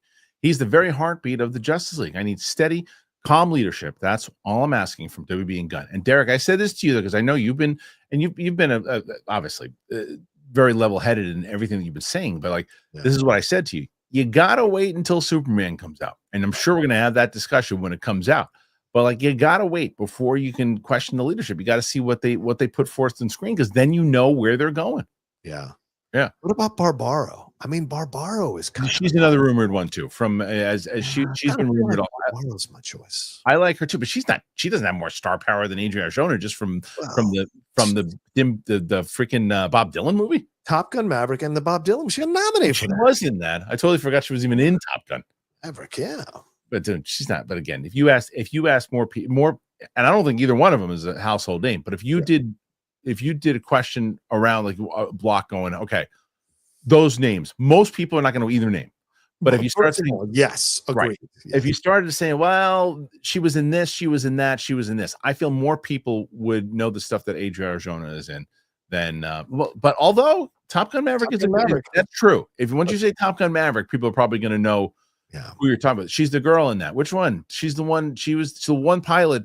That's a female. Yeah, the female pilot. They're like, oh, okay, yeah, I think I remember her. But she's great. She's a star. Yeah, I think as far as talent goes, I wouldn't be opposed to her being cast either. There's just something that Arjona has. I don't disagree with you, by the way. You know when I first saw it? Yeah. You know when I first saw it was freaking Morbius. Oh yeah, Morbius. That piece of crap. That I remember seeing that movie. That was the first time I went, who is that? Yeah. Like, what is she doing in this movie? That she's great. Yeah. And then ever since then, I was like, oh yeah, she's phenomenal. Derek Johnson, I'm definitely going to see that new Jurassic Park. That movie is going to make so much money. When are those screenings coming out? Probably pretty soon. Probably pretty soon. Because Universal's screening their other stuff right now. I'm kind of I'm dreading the end of June, right? Because we're gonna get those screenings for all these July films. Yeah, it's gonna be a lot. Nervous. Yeah. Julius Wyatt, is it weird that I miss American football already? It'll be here before you know it. And that's not weird. I've been counting down the days. Right around the corner. That in Premier League. Come on. Yeah, it's right around the corner. 58 so far. Thank you. Can you get John to 100 today? That is the question. Okay. I am Two Fly Cam. Tom Hardy, 5'8". Is he really 5'8"? Played Bane. Height is no. Come on. It's not. It's a different situation. But in the comics, Bane's supposed to be huge. Right. But this is more like realistic, right? So he was doing a ground-based realistic version of Bane. He wasn't going to do the muscle-bound massive thing that you saw in like Joel Schumacher's Batman and Robin. So it's a different thing. Adriana Arjona was like 5'2", right? If she was like 5'2", I'd be like, no, that's tough. You can't shoe that one up. Like again, I think Cynthia Erivo is a very, very talented actress. She's very tiny. I don't want to see her playing Storm. I won't buy it. I won't believe it. Okay. And she's got star power now. I mean, if you think Bane is the same as Wonder Woman, you need your head examined. They're not the same characters. There's different expectations. Jay Anderson. If Gunn is going to be vocal on social media, he should be taking responsibility for both failure and successes and not just to control a narrative. That is correct. Preach, John. Go ahead. That is correct. Say you messed some stuff up. Say you got it wrong. Say you had some missteps. There's nothing wrong with that. No, you want to come on and kiss your butt and be, indulge your ego. I got no problem with that. It's Hollywood. Everybody does it. This is what we expect. Black and white, moody photos for a Rolling Stone story. Fine. However, you also have to be honest and say, hey, you know what? We announced these things. We messed up. We thought we had something. We misstepped. We clearly should have done this. I think people would respect that. I think people would respect that. Yeah. We all make mistakes. We all misstep. And he's learning on the job, as you said. People give you more grace. Yeah. And he very well might do that. Again, the guy's only been on the job for 2 years. Only 2 years. Give him a break. He hasn't even had a movie come out. I mean, come on. TV shows, cartoons, no movie. Derek Johnson. Has anyone else seen these hair system ads on YouTube? What? You lost that much hair. It's time to just let it go. What's your opinion? I don't know anymore. When it comes to like the kind of science and stuff that they're coming out with now too, I feel like feel like Joe Rogan's going to have a mullet soon.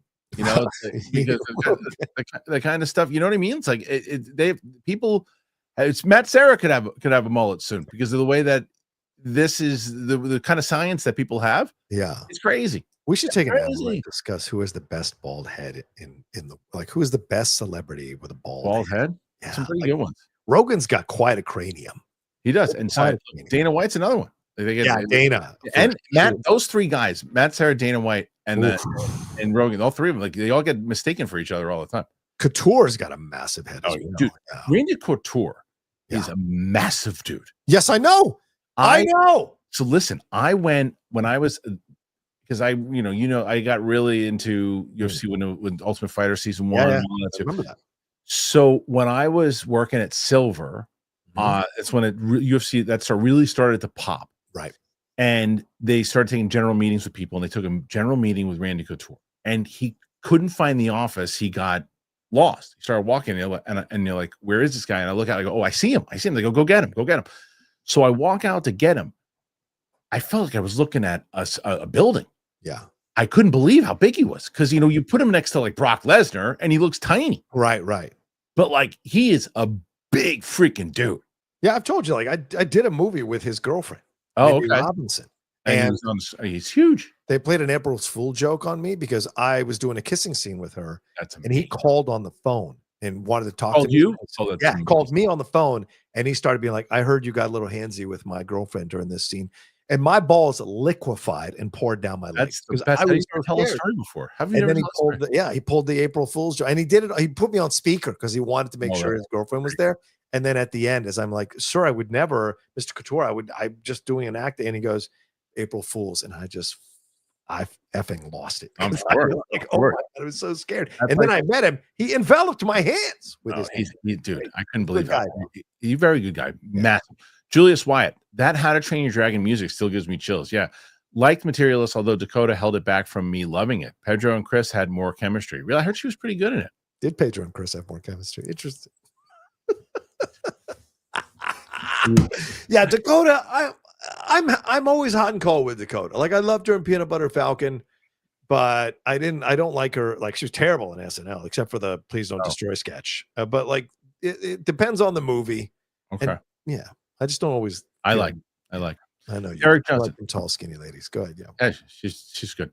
Derek Johnson, how's everybody holding this Monday before WWE3? Hey, new great depression, the loyalty before you get your passport of the new military. Wow, you're coming in. We're coming in with something new here, Derek. I'll just, I'm gonna change the subject and say, John, did you see my new shirt? Yeah, Karrion Kross, nice. And it's great. Look at Kristian. Look, guys, you can see the sides of the chair. Kristian is doing some real work there in the mornings, working out, getting in shape. Look at that. It's getting tight. Your body's tight. Dude, and I was like, yeah, because even this morning I was like, because I wanted to support. I went and bought the shirt. I sent him a picture. I sent him a picture this morning, and he was excited that I got it. Thanks, brother. He's a great dude. I really like him a lot. Okay, so no, we can't answer that one, Derek. Come on, man. But Derek follows it up and says, gifted 10 memberships. Thank you, Derek. Wow. Derek's goal was to try to get everybody in the chat as a member. Wow.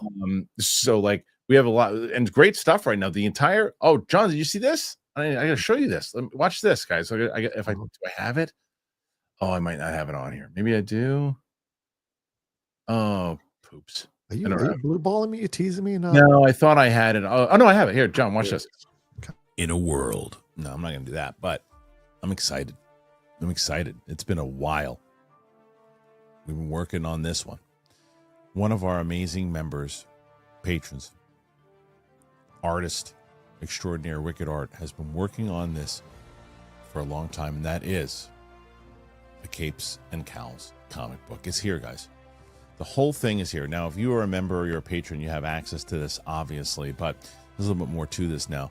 What we're going to be doing is we are going to go through this entire run, this entire storyline. We're going to get all of the dialogue from everybody involved in it, with myself, Winston, Coy. There's a lot of great cameos and other things in there, and people that you know. And we're going to have some fun with this. We're going to take the voices, we're going to take the sound effects and music and all that, and we're going to put it into one big episode that you guys can watch. Now, patrons and members will get access to it first, but then we're going to make it public. So this is so exciting. And the work that has been put on this by Wicked Art has just been amazing. So as you see the art here, there's so much more. You can access all of this if you go to Patreon or members now, and you can check it out. It's available to all members, all patrons. But it's going to be a fun ride. So just want to let everybody know the Capes and Cowls comic book adaptation is coming, and we'll be excited to bring it to you. So how fun is that? It's there. Yeah, why is it not called Black Man? Why is it called Black Knight? It should just be Black Man. That was perfect. No. Black Knight was from a bit. That's what's also funny is that this comic was in the works. This comic has been in the works for so long. You weren't even a part of this channel when it started. Wow. There was no, it was Capes and Cowls was like the only show that was on that Fifth Council at the time. So now, you're a villain in one of the episodes. So we're gonna do like a whole voiceover thing. Yeah. Well, we'll figure it out. But anyway, the point is that with that 10 memberships, if you're a new member, you can access the entire thing and read it before we even do this.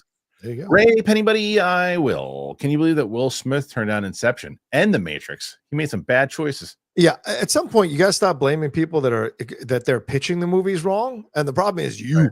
Like, if you're the common denominator, the problem is you, not them pitching it to you. Right. Jay Anderson, John, are you excited for F1 reviews? Sound great. I can't wait. That's why I'm skipping out on Emilio, man, because I have to see this, and I'm getting there early, so I get a good aisle seat, so I'm not crowded by people. So, I'm so bummed I'm not going. Top Dog RLG, hearing great things about Life of Chuck. Excited? Which one's Life of Chuck? Life of Chuck is the Stephen King one with Loki at Hiddleston, and it bombed. Did it? 2.9 million. It did not do well.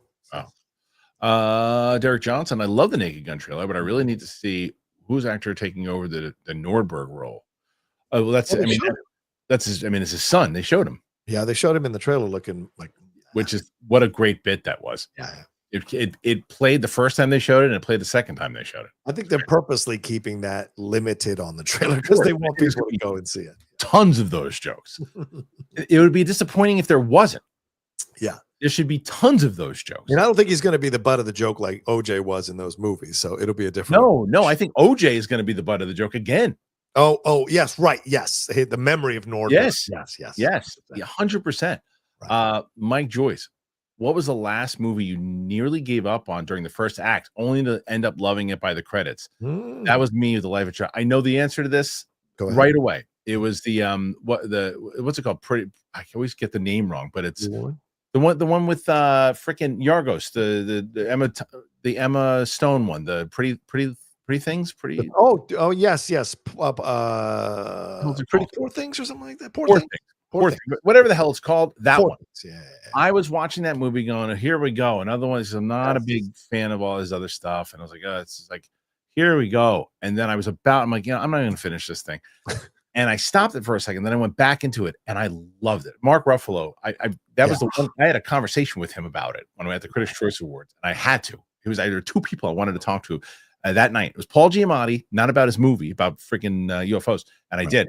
And then I wanted to talk to Ruffalo, and I said, dude, you surprised the hell out of me with that role. He goes, you and me both, he said. I said, I couldn't believe you went to that spot. So great. It was great. So that one. What about you?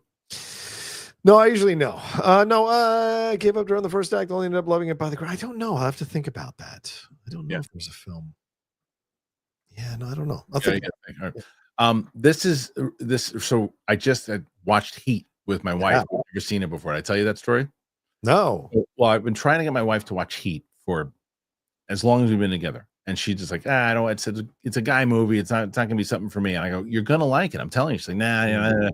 So we're laying in bed a couple of weeks ago and I started watching it because it was on Netflix. She was talking about, Oh no, you're right. Yes, you did tell me this. She got like hooked into it. And we just finished. She's like, okay. She goes, okay, that was a great movie. She's like, it's not like one of these movies where it's like, I watch it and go, oh, okay, it was good. And then I don't forget about it. She's like, that one, that's a great film. So I had that with Hoosiers recently. After Hackman died, I was watching it on a Sunday. Lindley was laying on the couch just being lazy, and she started watching it thinking she wasn't going to like it, and she was hooked by the end of the movie and loved it. Yeah. Thanks for the laugh, guys. As a Palestinian who escaped Gaza years ago due to the Israeli occupation, it hurts to see what they did to my country. Well, Ralph, I'm glad that you were able to, that you're safe and you're out. So again, you've been so great here with all your support and everything too. So yes, very glad that you're safe, my friend. Hi Nillums. Hill Nillums. Shout to Rocha. I haven't been able to catch things a lot. I'm looking forward to Naked Gun. The OG and Police Squad were some of my favorite to watch with my dad back in the day. They were. Good to see you, Hill. Absolutely. I love that stuff. I was so excited to see that they hit the tone of what those movies were. Mm-hmm. Because by the time you got to the Naked 333, 33, whatever it was, I was like, okay, we get it. It's still fun to watch it. But like the essence. Can you capture that essence? And it seems like the essence is there. And the movie has to be an hour and 45 minutes to an hour 50. Don't push it past that. Oh yeah, agreed. Yeah. Don't push hour it past 45. Yeah, please. An hour and 30 I'd be okay with, but an hour 45. Carlton Rudder, London Calling. Saw How to Train Your Dragon with my son Jack in IMAX. Superb movie. We'll catch the show tomorrow. John, great episode 3 of Crimson Tide. How many episodes did you do of Crimson Tide? 3 episodes, 2 hours each, breaking that film down scene by scene. So yeah, good on the Cinephiles. If you guys love Crimson Tide, we broke it down really well, I think. You got 20 minutes left. 20, and you're at 67. Come on, pretty damn good. 69 at least. Come on. I think you're gonna get to 100. I feel it. I feel it in my bones. Hill, Angie Tribeca, underrated comedy in the G mold. Which one is it? G mold. Yeah, Angie Tribeca. I think it was a Sundance comedy. Oh, okay. Hasbro next animated movie to get a live action remake is Coraline, directed by Ari Aster. Is that true? Yeah. Dakota Fanning as Mother and Ian McShane as Bobinski. I'll tell you what, bringing back the original cast, if you can get them, is a smart move. And if they fit the role, obviously, like Gerard Butler was perfect to get back. I mean, perfect. Yeah. He was perfect to get back. And that kid from Black Phone as Hiccup was good too. I thought Mason was good. Yeah, I thought the casting and the girl was good. I thought the girl was excellent. It was so funny to it. I didn't even realize. Like, I remember her from Last of Us. Yeah. I remember thinking the same thing in Last of Us. And the second I saw her in How to Train Your Dragon, I'm like, that has to be Thandie Newton's daughter. Yeah, he looks just like her. And so I remember, oh yeah, she was in Last of Us also. That's definitely Thandie Newton's daughter. Yep. Derek Johnson. Thank you, Derek. Thank you, Derek. Derek helping get to 67. J Mobile, why does DC constantly go back to Batman, Superman, and Wonder Woman? Marvel started, I know they had to, with Lester's like Iron, Thor, Cap, added bigger names, and now getting Fantastic Four. DC has many characters. Okay, J Mobile, listen, this is what we talked about before, though. We got to reiterate. Yeah. If, and John said it right before, if Marvel had the rights to X-Men and Spider-Man, you would have never seen Iron Man. Probably, maybe for the worst. Yeah. And maybe it's a good thing that didn't happen. But DC is not in the position to lead with the many characters. I had a conversation with Winston on Friday about the characters that should get their own movies, and I disagree with him thoroughly. Okay. He thinks that Martian Manhunter is a household name. I said, no world where he's a household name. Nope. That is a character that's a Guardians in the Galaxy character. Later on down the line, if you're just hitting, everybody wants to see everything, then you throw a movie in. Martian, you got to introduce him. Nobody knows who that is except the comic fans. Here's how you know if someone's a household name or not. Go to a family function at Christmas or Thanksgiving, and then bring up a superhero name, and not a main superhero name, right?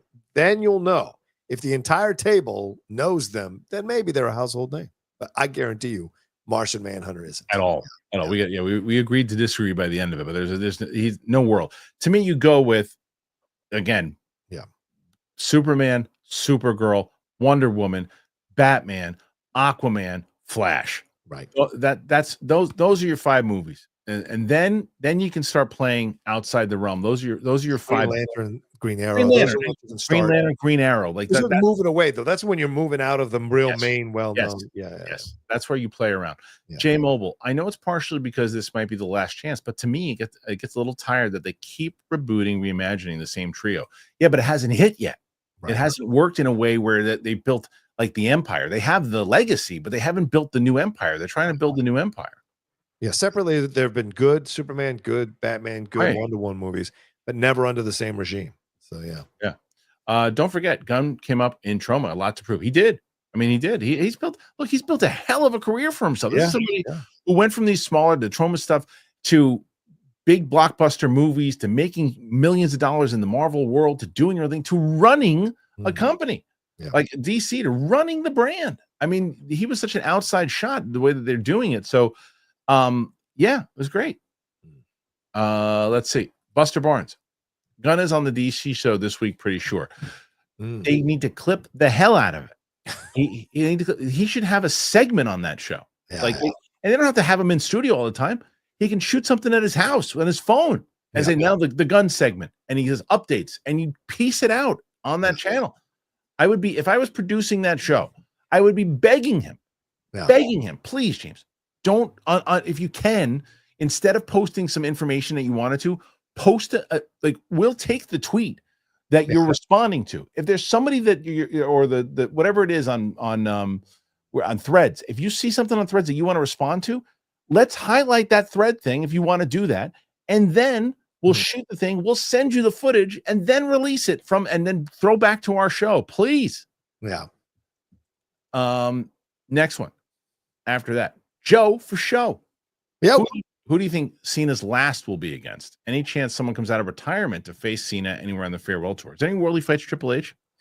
No, not with that heart issue with Triple H. No way is that guy getting in the ring. But I do think Randy is going to be the final one. Again?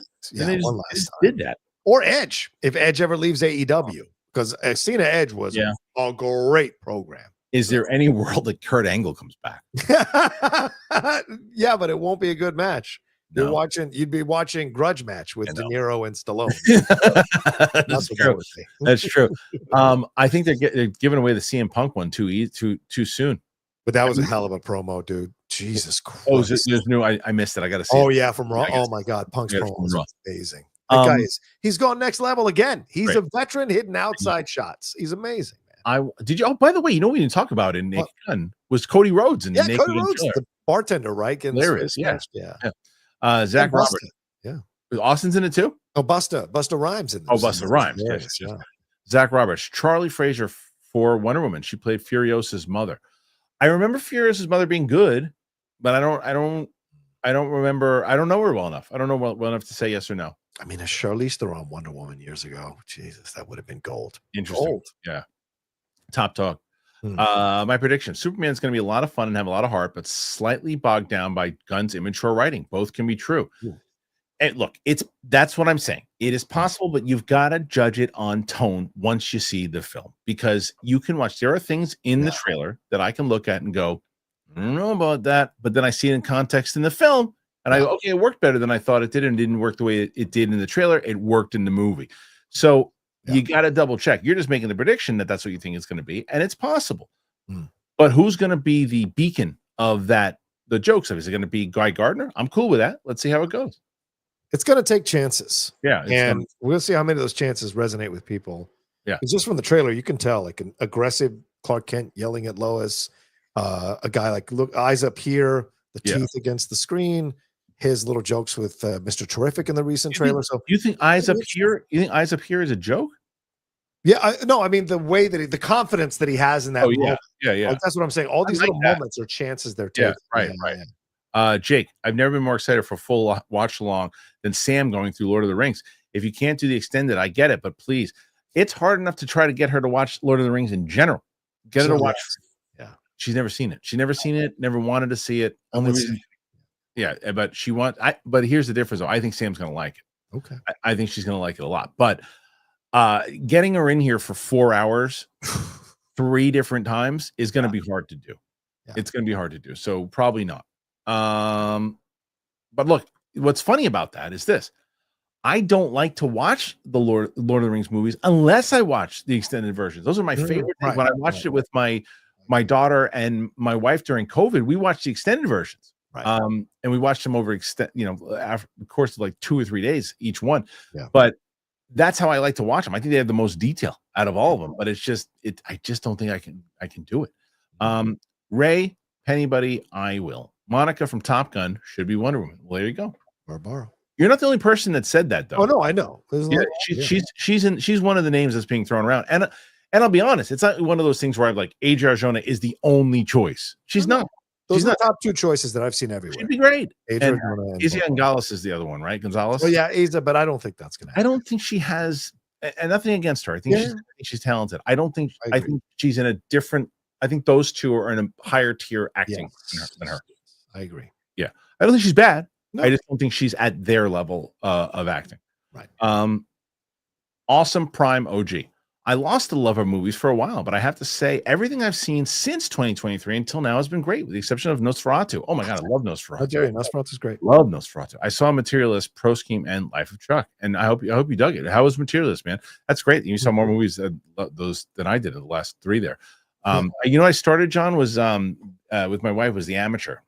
Pretty good. Yeah, it's good. Yeah, it's pretty good. Yeah, it takes its time, but it's worth it. It does. It's detailed. I Yes. like it. I like it. Now the other thing though that I know already is I hope I'm wrong, but what's his name? Holt. What's his McElhaney? Yeah. Of You know he's gonna be the bad guy. He's always the bad guy. course. He's always the bad guy. What do you need Jake, from us? What do you need me to answer for you? I love him. But he's always, you know where I remember him from the most? He played Teddy Atlas in the Mike Tyson movie. Oh God, I forgot. That's my first introduction to him was him as Teddy Atlas. I remember being one of 10 people who was a fan of that show he did as a boxer. Where he's the Oh older yeah. boxer. I remember that movie. That show. The show was decent. And his brother was the dude what's his face's brother? Sabretooth. Ray Donovan, that guy. Pablo Schreiber was his brother. That's right. I'd like that show. Yeah. Jake, John, since you're going through Tsushima, any chance you do a live stream of Ghost of Yusei when that drops in October? It looks badass. Yeah, I'm gonna rev the Twitch up again, man. I've come back into love with video games, and so I've been playing Tsushima like crazy. The Lady Outlaw thinks I've got an addiction. I was up till 3 a.m. last night. I don't do that anymore. Yeah. So I'm a fan of it. I will be doing Ghost also because the lead of the game is a friend of ours who came up through the system with us. To be a part of things here, being a pundit in the world of punditry. Oh, Erica Ishii? Yeah, Erica Ishii, yes. So okay. I love Erica. We follow each other, and I'm so happy for her success. That's great. It's funny you say that about the games. Like every Father's Day is my one day where I sit on the couch and play video games. I don't have kids, so I get last night it's funny. I have the 2024 WWE game. People tell me in the comment section what my problem was. I kept trying to get it. Just let me do one thing. I'm like, I'm trying to switch over to play like the actual the campaign or whatever. Right. The program. So let me do it. I'm like, what's happening? And I was like, and I kept trying. I gave up. I said, I'm done with this. So I closed out of it, and then I played more of the Indiana Jones game, which I love. Yeah. Are you liking that one? I'm gonna get that one next. Yeah, I love that one. And then after that, what else did I? Oh, and I played. I was playing. I don't know what version. I started playing Halo for a little bit. I don't even know. I was just running around playing 3 games, and it was great. J Mobile, Arjona would be a great Wonder Woman. While I agree the name Wonder Woman sells, I think selling Wonder Woman or any female superhero in 2027 is going to be harder than it was in 2017's world. I hope I'm wrong. Look, there's a way that, like, again, it's a matter of, Wonder Woman is one of those characters. It just it gets past the politics if you do it right. It's the movie itself and how it's presented. Then it gets past those things. This idea of female-led, Barbie made $1 billion, like almost $1 billion. Nobody. The female-led thing is a red herring. It's all about her. If it's a good movie, and that people just the pop culture zeitgeist grabs it. When they grab it, it drowns out everybody else who's got just issue. And make a good movie. Yeah, make it good. That's the number one thing. Make a good movie. Make a good movie. J Mobile. No, thank you, J Mobile. Derek Johnson at freaking PLD is going to love this. Patrick Stewart is the goat bald head, followed by Ed Harris. Can't deny that. Pretty good one. Ed's got a good loss of hair. Both good ones. He was so good in the limited role he had in Top Gun, by the way. Oh yeah, so good in that role. At the beginning. Yeah, perfect in that role. Tyler Pfeiffer, does Ledger have the best comic book movie performance? He's in the conversation. Yeah, he's in the conversation. I mean, you can't deny Joaquin Phoenix and Joker, can you? I mean, those are the top 2 that you're going to have. Yeah, I would put Ledger over his, but again, both in the conversation. But I would put Ledger as it's going to be hard for me to say that person's better than him. But he's in the look. Overall, I think Robert Downey Jr. in his work as Tony Stark is Hall of Fame. You know what I mean? Okay. Best performance, better than Heath Ledger? Probably not. Okay. But there's a lot in there. But I would say Ledger's in the conversation, if not the answer. Busy B. Yeah. Hey guys, I just watched the Y-Files app on Synchronicity and Meaningful Coincidences. I got to watch that. Do either of you have any personal examples of moments in your life that feel like fate? Happy Monday. Oh, Busy B, we could be here for a long time when it comes to this conversation, because I feel like, there are things, and I get into this conversation with my wife all the time, which she doesn't kind of believe in these certain things. She believes in examples of certain fate and things that are meant to be. And I do agree that sometimes those things are true, but I think that I always say this, like if I don't call you John, if I don't call you on that day and we met for food and we have the conversation, right? Do you get into the online space? Nope. You very well might. You very well might have. I'm telling you, no. I'm telling you, no. I would have. I thought about it. I'd seen it, but I thought I had missed the train. Okay, but let's say that maybe. But again, what you can't say definitively is no, because you don't know the circumstances that would have eventually landed you there. Right. Good point. The question is, do you get involved in the Schmodown? Do you start your own thing? Do you meet your now label? Because you're all those little circumstances that happen. The shitty things that happen in your life. If something really crappy didn't happen to you in that aspect that pushed you to go that way, and that didn't happen to you, would you have again met that person, done these things, had all the stupid things that happen in your life, the things you're like, oh my God, if I could go back and change that. If you would have changed that, the good thing that happened to you eventually wouldn't happen. Oh yeah, it would happen one way or another. Like I said to my wife, it's like, if we didn't meet it the way that we did, she's like, eventually we met. I go, yeah, but we wouldn't have the kids we have today. Like, you ever see About Time? Yeah. I love that movie. It's one of my favorites. He has kids, but they're not the same kids because they're different moments and things that happen to get crass. I won't get crass, but I just there's things that happen that you can't, that it just you wouldn't have the same kids. So I think everything is a bit of fate, but it's also choices. Everything is choices. I think, I agree with you. Everything is fate, and you're presented with the choices, and that determines what's your fate. And in the end, that was the fate that was written out for you. I agree with that. And I do think some people are chosen and some people aren't. And that's the truth of life. Not everyone can succeed. Not everyone can be successful. Not everyone can achieve. And you're absolutely right. Because I was coming out of the worst, most toxic, abusive relationship I ever been in my life for 5 years. And you caught me at the right time when everything was open, and I wanted to, try something new with my life. I wasn't happy with the acting stuff. Right. And you called me, and it was the right moment because I was hurt, needed healing, something to make me enjoy my life again. And I got into that. Then, I almost took my life in 2016. If I don't look on Twitter and see Miss Movies post hotlines for suicide, I don't call that hotline, and maybe I take my life that morning. Those are little things. And then I would have never been in the would have never been a champion of Schmodown, would have never met Lindley. Those are those little things. You just never know. And so I do think fate plays a hand, and it's up to you to choose this. And you mentioned that thing about greatness, right? Think about all the people in the world that didn't take chances. Somewhere, it's somewhere there is a person that was as good, essentially, as a 100%. Michael Jordan, a Mike Tyson, a Muhammad Ali, Tom Brady, Marlon Brando, that never got into that profession. Right. It is probable. Yeah. Someone decided, you know what? Yeah, it was pretty good. I just never pursued it because of confidence. I mentioned with Brett before. We all know someone who is so incredibly talented, and we go, why didn't you just keep doing it? Brett. Brett is just a natural. Like, and if Brett worked on stand-up comedy sketch all the damn time, the way he does when he's like dedicated on the studio, everything, I'm telling you, he's one of the most natural, funny human beings I've ever met in my life. You're right. Julius Wyatt, will you guys go to any FSU football games this year? Probably not. It's closer to me now, but that's true. You can drive down. Yeah. I don't even drive there, but I can fly there a lot easier. Joe, for show, you think there's a big difference in experience between early fan screenings and the first primetime showing of a movie? For example, Superman has a fan screening on the Tuesday before its release versus a 7 p.m. screening on Friday. I think the hype is the difference, right? Yeah, I do, but I do think the fan screenings are the ones where people are really dialed into the movie. Yeah.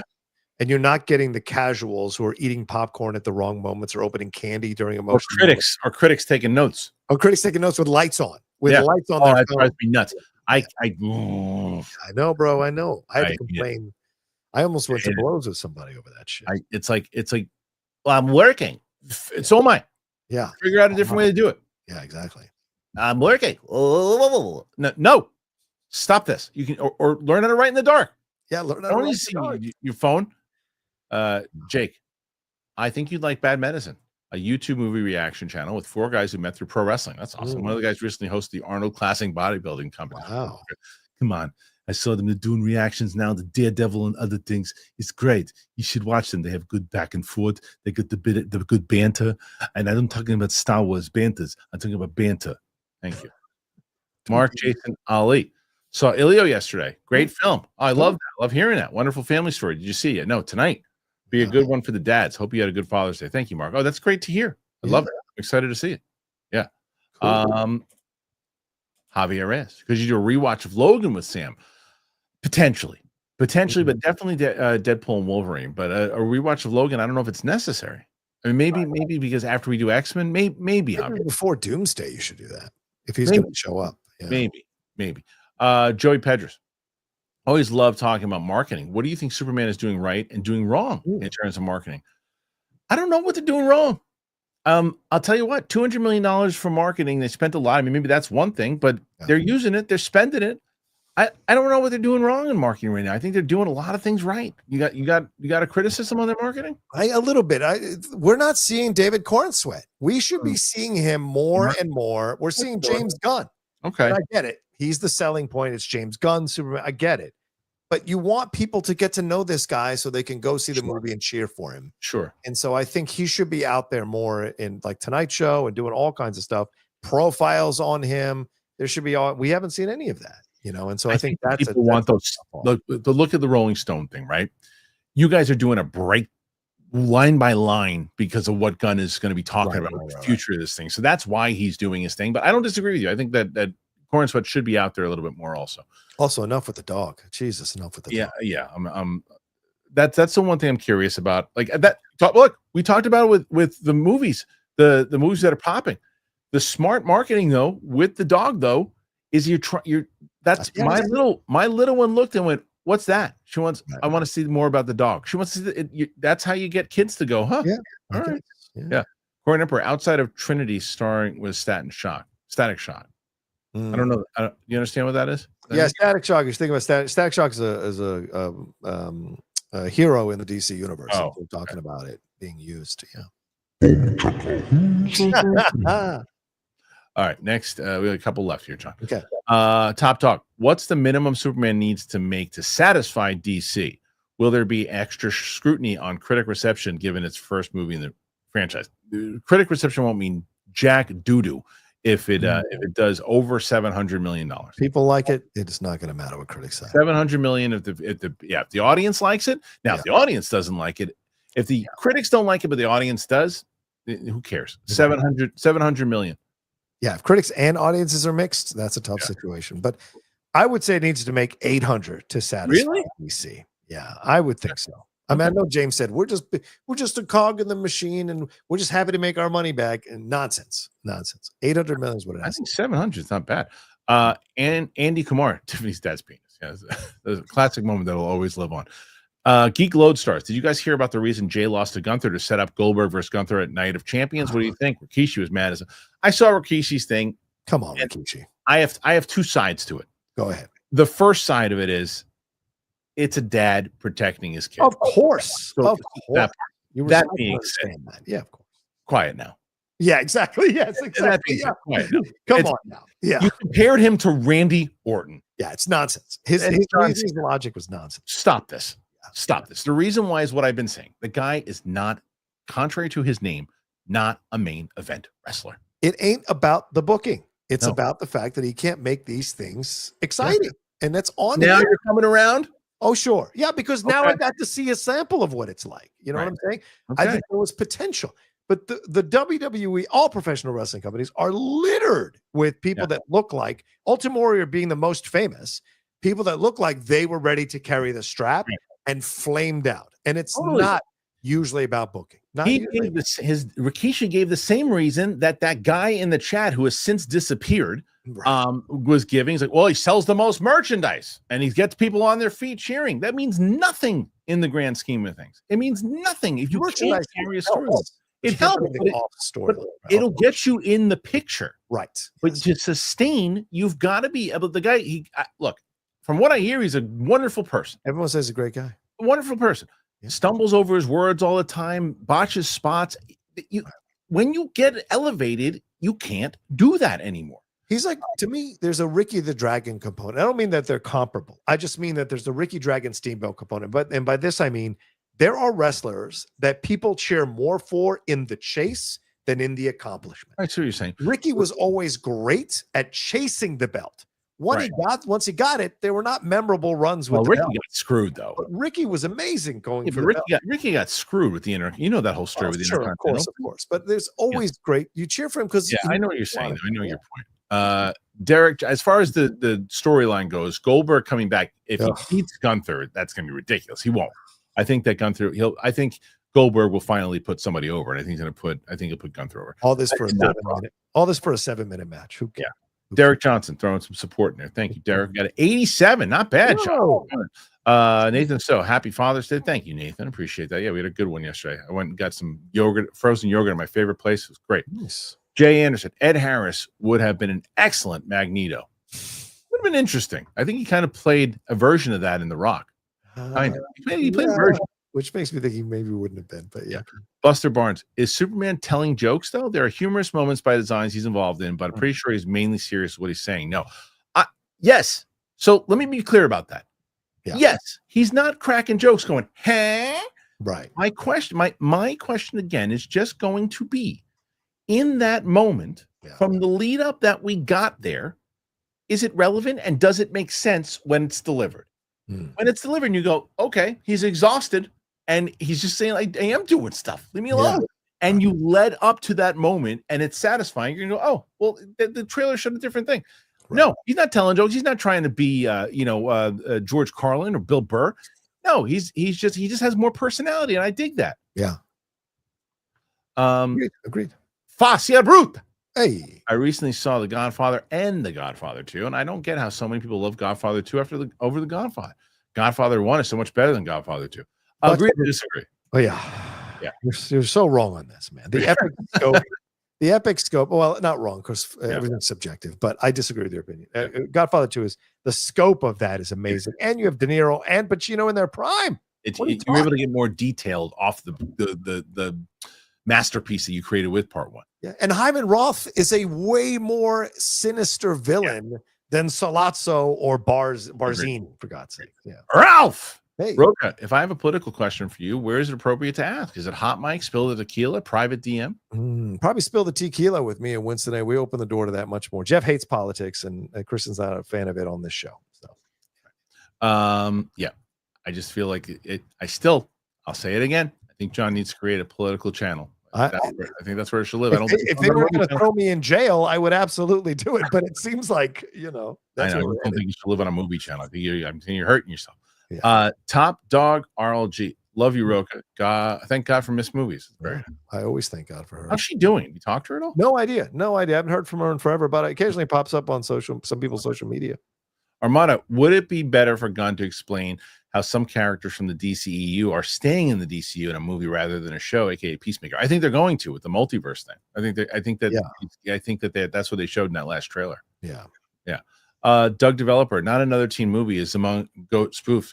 Speaking of another teen movie, Serena Vincent, who's in that, is in that Grasping at Straws pilot that I have. That's going to be that we will eventually put on the internet. I think Sam Levine's in that movie as well. Yes, he is, and so is Chris Evans. Yeah.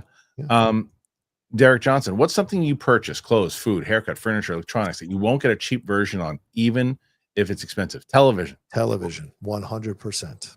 Yeah, got to get a nice television. LG OLED, can't go wrong. Have to. Dingus McNally, what's the next game you're planning to play, John? Probably Assassin's Creed, the Shadows one, the Samurai one. I really love that. But it might be Indiana Jones because Kristian's about the third or fourth person has told me it's really good. The dude who what's it, Matt? Who voices Indy? Oh, I don't remember.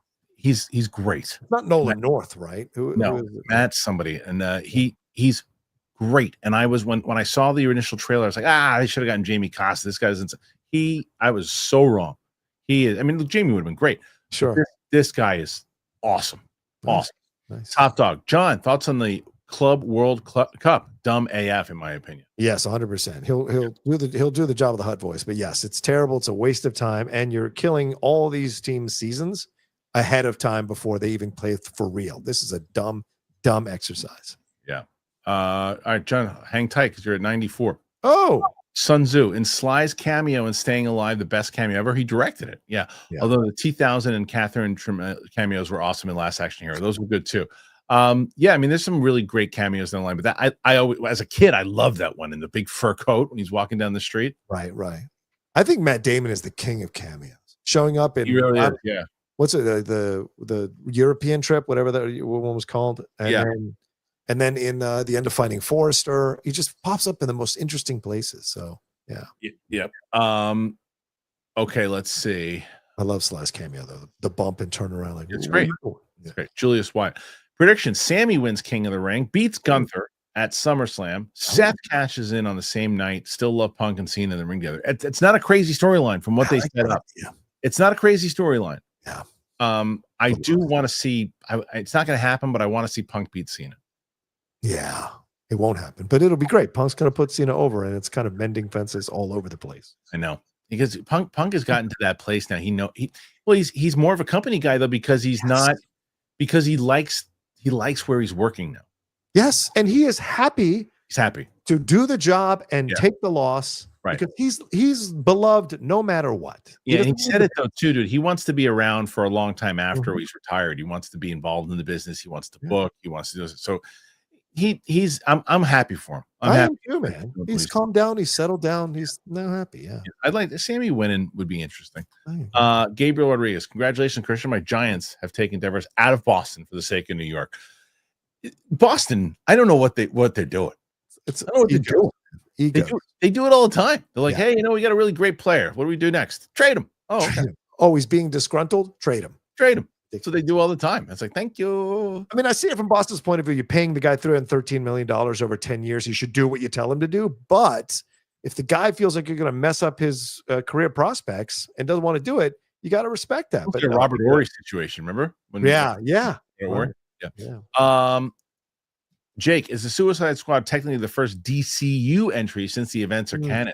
I don't know. That's something someone should ask Gunn on this freaking interview thing that they're doing. It's a great question. Yeah, I think it is actually. You can argue it is. Yeah.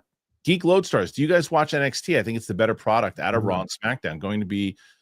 Going to the Great American Bash in Atlanta. That's fun. Do you watch it, John, NXT? I do watch NXT occasionally. I don't watch it consistently as I should, but yes, I hear it's fantastic. And when I do watch it, I enjoy the hell out of it. So yeah.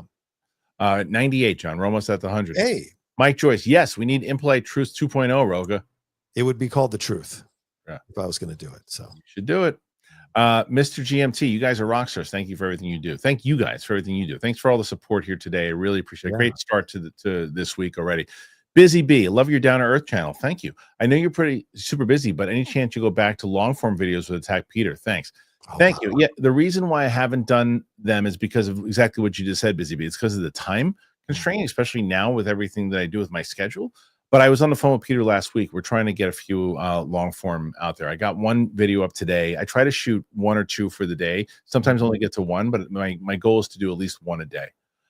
Jake, Troy Baker voices Indy. There you go. Not Mac.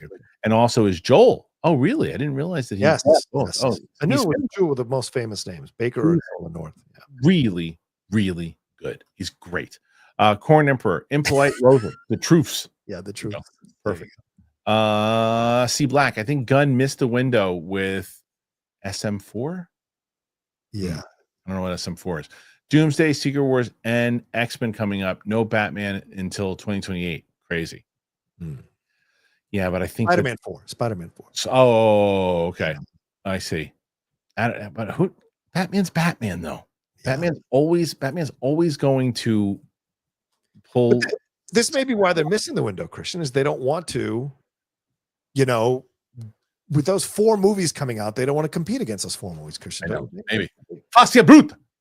Did Rocha do both Godfathers on Cinephiles, and what does Steve think? We did. So you can find out what Steve thinks when you go back. It was like 3 or 4 years ago. We tried to get Levine, but we couldn't get the schedules right because he loves those movies. Yeah. Dingus McNally. Would you want Margot Robbie back as Harley Quinn or someone new? I think at this point you got to go with somebody new. Yeah. I don't think she wants to come back either. It's just making it confusing. You got to go. Jake, any chance of a sequel to Daddy Don't Slap Me? No, those are retired. At least, I mean, look, if Ken and Ellis can do it, they I sign over the rights. There you go. Ryan Harper, make Kristian Olive shows without Rocha again. Stop. Oh, sorry, Ryan. Stop. Julius Wyatt, like Godfather 1 more, but 2 was harder to pull off. That's very true. Agreed. I'd like to see them do. Did you watch The Offer? Not yet. That's another one I got on my list. I know. Really? I know. I gotta You watch. would love that show. I just finished Presumed Innocent, and people have been telling me for months to watch this. Dude. It's amazing. But I gotta see The Offer. Oh, you gotta. You're a Godfather guy. I know. The Offer was fantastic. Miles Teller was so good. And Juno Temple so good in that show. Yeah. Yeah, and that they should do a sequel to that show. I saw the scene where the guy who plays Brando becomes He was great. Godfather. It was amazing. It was great. Amazing. Yeah. Top Dog. Where's Brett? I miss Brett. Brett should be. He's going to start to reappear on Wednesdays with Kris Carr. All right. For now, this is our last one coming up. Okay. Fascia Bruta. PSA. Watch both Godfathers and get back to me. PSA. I've seen them more than you have, and I've already tell you how to get back to you. And that's Godfather Part 2 is better than Godfather Part 1. Maybe so. I watch those at least 4 or 5 times a year, man. I got to see. No, The Offer was so good. So good. Okay. All right. That's it. 105, John. Pretty good. Starting the week strong. Well, I'm just kidding. That was wrong. 106. Hey. Top Dog. I just started watching The Rehearsal, and it's fascinating. Have you either of you seen it? That's the one with what's his face? Yeah. Nathan Fielder, I think his name. I can't watch it. And it has nothing to do that. It's one of these things. Everybody raves about it. I have not heard one person say that it's bad. I've heard everything say it was great.